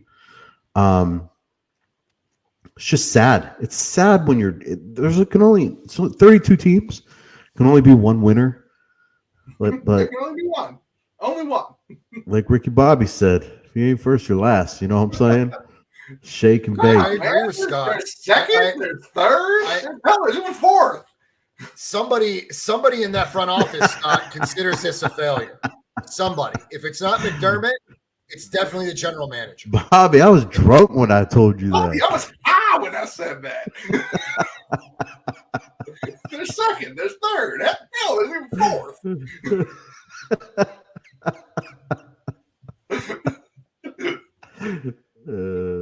Yeah, Steve, it's true, but it's only true if you play the game one-dimensional.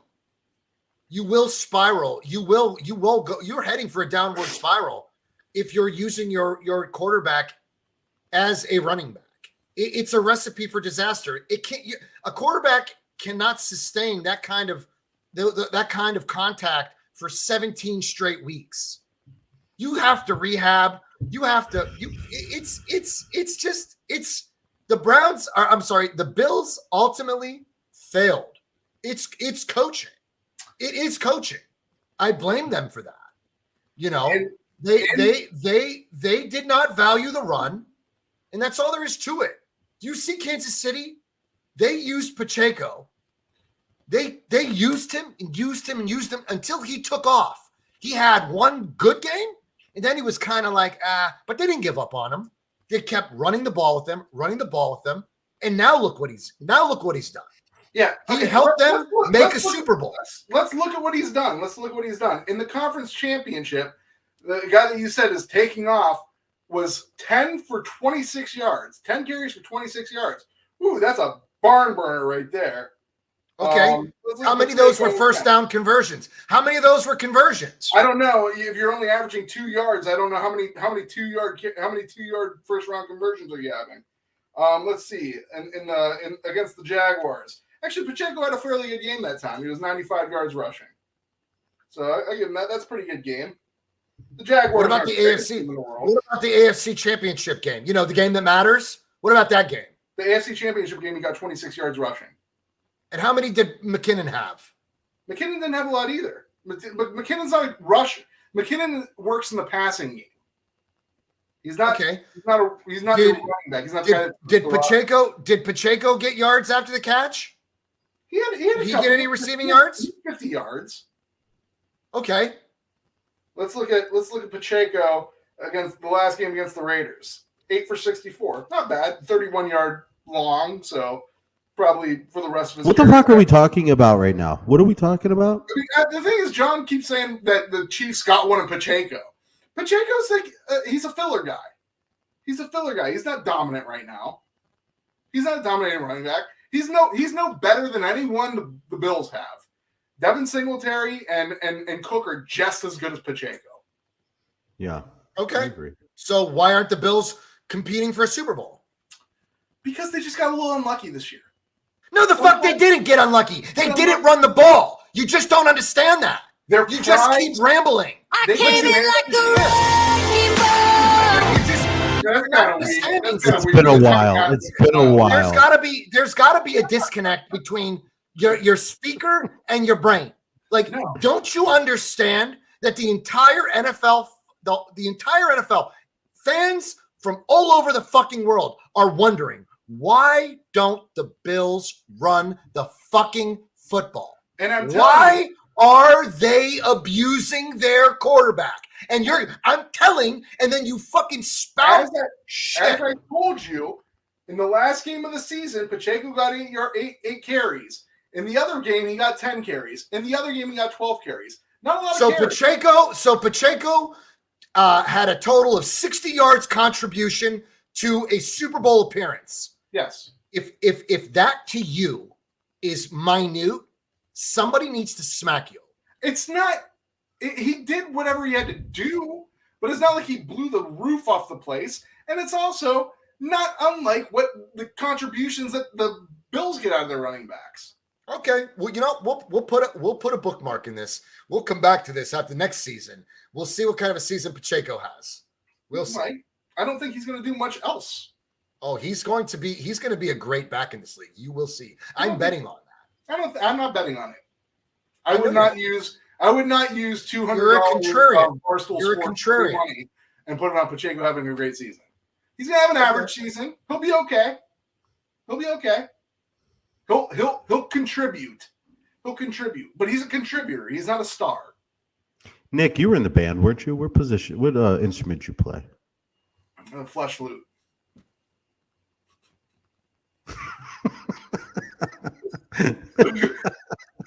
Weren't you in the band? No, I wasn't in the band. He was. He carried all the instruments off the bus, Sparks. Nick loaded the bus and unloaded the bus. No, I wasn't in the band. I wish I changed the tire once. I wish I was in the band. If I was in the band, I'd have a skill. Yeah, you're skillless. God knows you have no skills. I actually want to learn a lesson. I actually want to learn an instrument. I actually got a guitar like a couple years back, and then I started nursing school, and I kind of let it off to the wayside. I think I might get back into it. But yeah, if I got to play drums, I'd be drumming in my house every weekend. Yeah, Izzy is killing you with her eyes. Tony. That's right, Steven. Go ahead.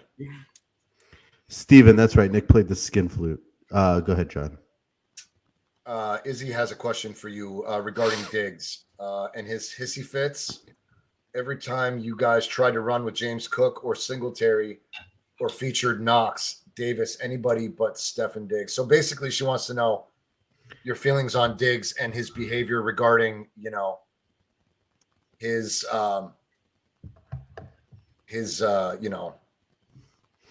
I feel like every top 10 to 15 wide receiver in the league has these fucking hissy fits on the sidelines. Yeah, it just comes with the territory. If you're a badass wide receiver, sometimes you act like a little bitch on the sidelines. It just happens. You know what? It is what it is. I kind of agree with him. Pepper that motherfucker with targets. Pepper him with targets. I don't know. He's your number one for a reason. Pepper him with targets. If you're down in a game, I just think the whole team was frustrated against the Bengals. They got off to that hot start. I think we were down 14-0 in a blink of an eye. And it was just like frustration city after that. Bengals defense played lights out. Their offensive line played lights out somehow with 3 replacement. I can't. I don't know. You know what? Does he remind you? Izzy? Does he remind you of OBJ as a Brown? Because that's the vibes I'm getting. I mean, he can remind him as OBJ as a Brown, as a New York Giants. I don't think he's necessarily in that. No. In regards, because I understand what she's saying. He's getting pissed off because his receptions are being cut into. John, what Tony said, he's not getting the ball as he expects to. What Tony said one can say correct. Every receiver, every good receiver in the league, just about, maybe there's a couple that really don't give a shit, but just about every top-notch receiver has this ego issue that they need the ball all the time. And when they're not winning, or when things are getting rough, they tend to be like, it's because I'm not getting the ball. If they're winning, they're usually cool with it. Okay, but he was frustrated. He was frustrated with Josh Allen. Because he's not getting the ball enough. No, because the ball was being delivered to him short, overthrown, intercepted. I mean, dude, look, I don't really know if I fault Diggs or not. I really don't. I don't know if I fault him or not. John, but I have a question. I have a question for you, buddy. You watch the 49ers every week, right? Yeah. I've never in my life seen a fan be as psycho as you. Let's just call it what it is. Fair. You are the number one fan of anything. I've never seen a person watch a women's soccer match and be as fucking lunatic as you for the team that you want to win. You are a lunatic when it comes to the team you want to win. Yes. Now that goes to kids. That goes to the kids' basketball games. Yes.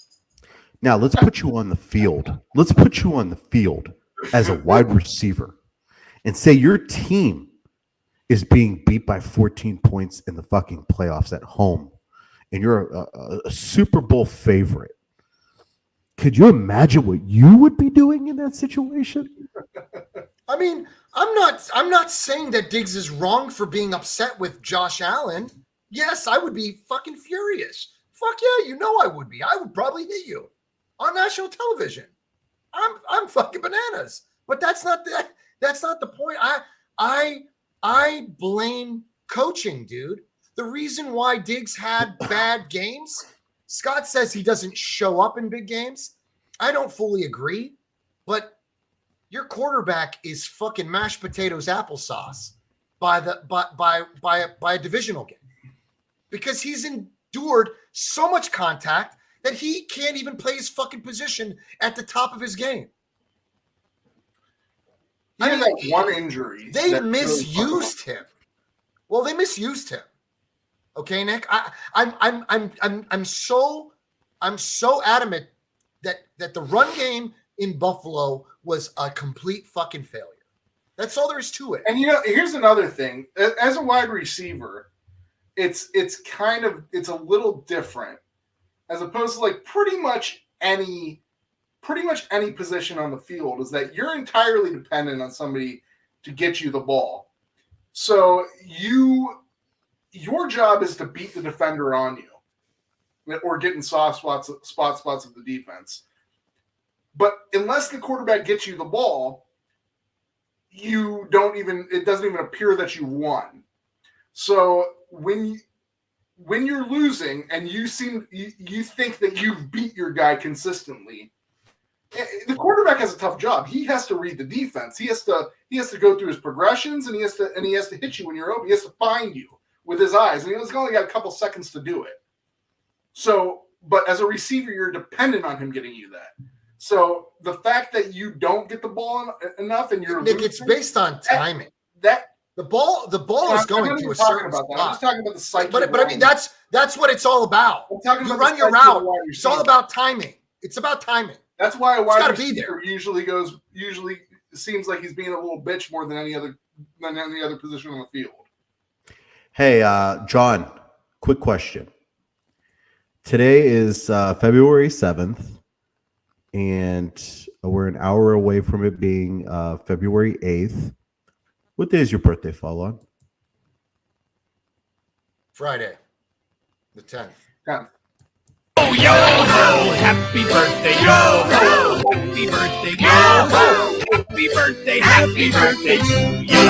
Happy birthday, John. Thanks, fellas. Dude, I'm going to be 40 years old, and I expect to see a 49ers Super Bowl victory before the 5-0. I turn. I mean, I was going to say 44, but I mean, I'll 50. Well, if we don't win one by the time I'm 50, I'll never see one. We gotta go through this shit for the next 10 years. Jimmy G's still the quarterback as he's turning 50. No, Vince, I did see that, and I saw it just before we got on the show. And the article that I read really didn't go into any detail. But I'm willing to believe that Jimmy was able to play, but just didn't want to endanger himself. So, so he can't, Jim's trying to move on to another contract. But that pisses. If it's true that Jim was healthy enough to play and was cleared to play, but chose not to play, then I will fucking lose my shit. I will lose my shit. It's not true.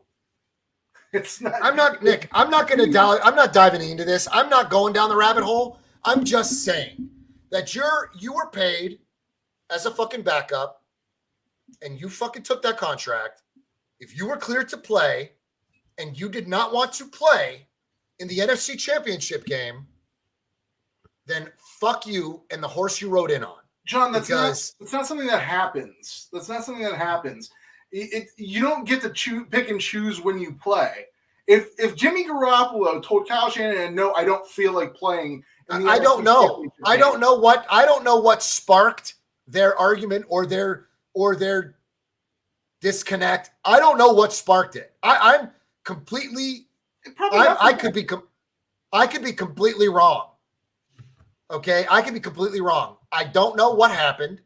I'm just answering Vince. I don't know. I'm not going to go down the rabbit hole. I don't want to go down the rabbit hole. I don't want to speculate. I don't. No, I don't want to know. Jimmy Garoppolo. You know why I don't want to know? Because you sure as fuck don't know. I definitely don't want to hear.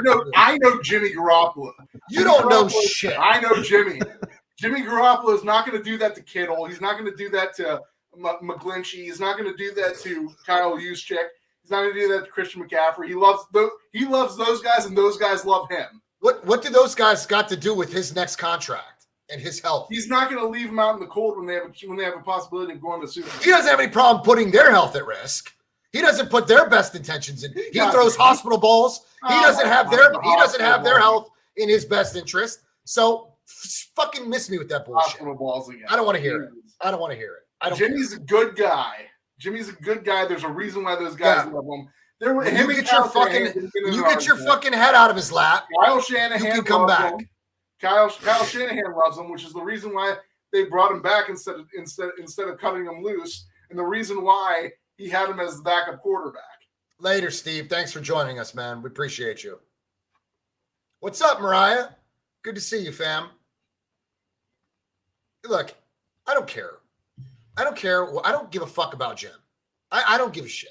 And then there's always I don't care where you catch where the Jimmy, fuck he goes. Where you catch Jimmy smiling and everyone else gets pissed. The guy's a happy guy generally. Oh yeah. Smile while we're getting spanked. What are you talking about, dude? I'm sure he wasn't be like, ha ha, they're getting fucking killed. It ain't that great. No, he's probably maybe him and Trey Lance were chopping it up. Brock Purdy reminds me of Jimmy Garoppolo. If I were to guess, Jimmy Garoppolo had him under his tutelage and taught him everything he knows. For what you get in Brock Purdy, you should probably thank Jimmy Garoppolo for it. Listen, that's not going to get a rise out of anybody but Izzy. She is going to fucking murder. I don't care if it gets a rise out of you or Izzy. I think it's actually true. I think Jimmy Garoppolo. We know that's not true. He schooled Brock Purdy. I don't care what any of your sources say. I know what all of that. You don't know shit. First of all, get off your high horse because you don't know a damn thing. Okay, you don't know a damn thing. I know things. You don't know a damn thing. That's Brian Greasy. That's who we attribute. That's who we attribute this to.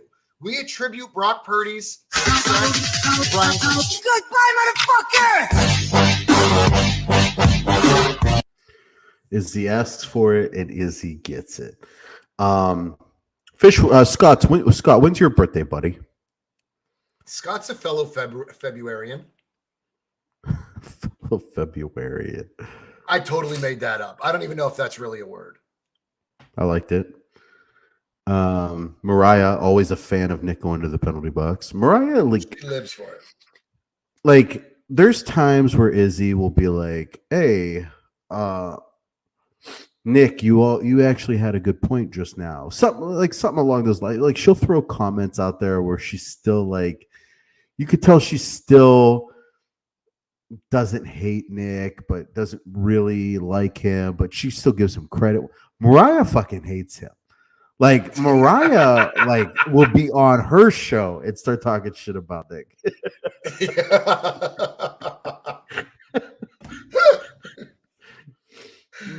And when she was on our show, I remember towards the end of our show, she was like, "Tony, thanks, John. Thanks for having me on. Tony, hope you get well soon.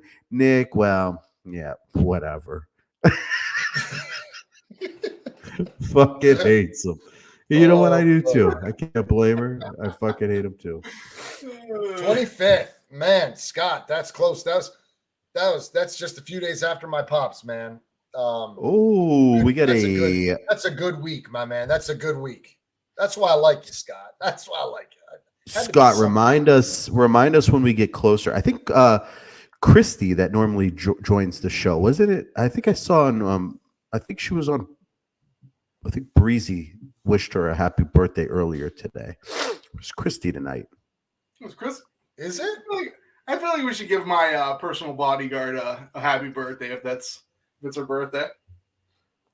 Yeah, well, then even if it's not, she always stands up for you. Yeah. She cue the music. Yo, happy birthday, yo, ho, happy birthday, yo, ho, happy birthday to you. Happy birthday, Chrissy. Good night, Lainey. Thanks for joining us. We appreciate you always supporting us. I truly appreciate you guys from the Kansas City fan base. You guys are awesome. Just know we're all pulling for you here, Lainey. I can't wait. Good luck to your Chiefs. We're definitely going to be rooting you guys on. I can't stand Philly fans. I don't know if I've ever said this on this channel, but I really don't mind the Philadelphia players. Like the players don't bother me, but the fans of Philly, God damn it, they bother me. They bother me so bad. Like that, I want the Kansas City Chiefs to destroy them just so that they can fucking feel the heartbreak that I felt from Kansas City in 2019. Mariah, Oh, you shit. are just cutthroat. Hey, Steve's birthday is the 25th also. I think he left us, though. Christy's going to enjoy that, Mariah. Scott, Yeah. you share a birthday with a buddy of mine. He left the chat a little while ago, but he is definitely on the 25th also. There's somebody else on the 25th. February birthday is coming up. Yeah, February's a good month, bro. Too bad you were born in February. It might be cool. I was born in April. Yeah. I'm an Aries. My mom's is next Tuesday when we have our show. Exactly, bro. You see, this is what I'm saying. Good people. All right, are we ready to wrap this up? Because Daddy got to go to bed. Conveniently, you were born approximately 9 months after her birthday. You're weird. You know why are you bringing that to the table, bro?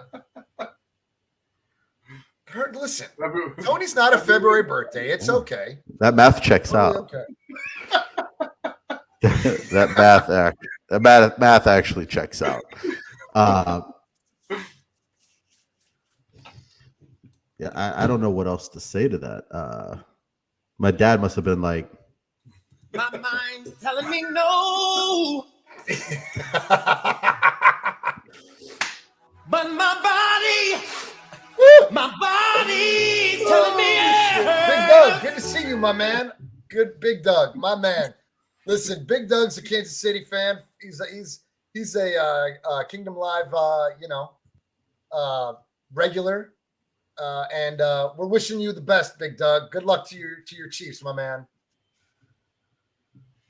Steven, had to rest my ears. Nick made them ring. Nick, are you noticing anything like how much like you are a heel? You are a YouTube heel. You're like the repo man, not even like a good heel. Like people, like you're not even like a heel that people Mine would. is mine, it's yours is mine.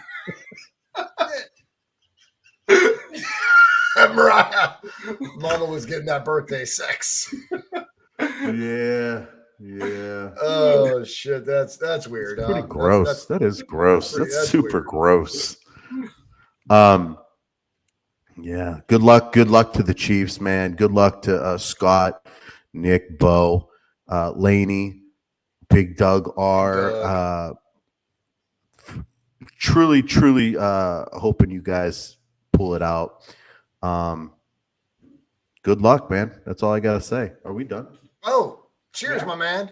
Hey, I think Bo, did you offer to buy that hot sauce?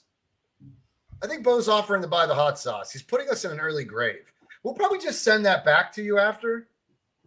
You should probably get a refund from Amazon when you're done. Okay? Because you could claim that 3 guys died. Yeah, Simple there's as 3 that. drops missing from the bottle. All right, fellas.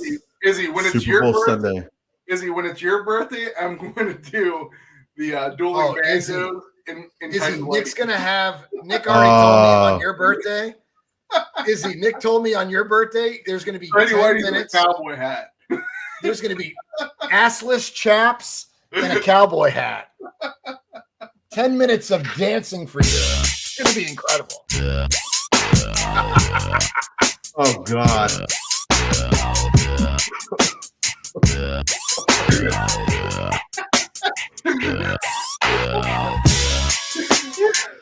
What did he do? Because I was choking on less than an ounce of water. What did he just do? Somebody's vomiting right now. I'll tell you what he did. I'll tell you what he did. He pissed off Mariah even more. Hey, Sparks, good to have you, my man. We appreciate you, my man. Thank you for joining us, bro. Like and subscribe, my man, if you could. It helps us out. Mariah, I'm sorry that you decided to come back to that. I hope you brought a pail to puke in. Steve, thanks for coming, my man. Thanks for continued support from everyone. Good luck to the Chiefs. Beat the Eagles. Later, family. We're out. Peace. Yeah, peace.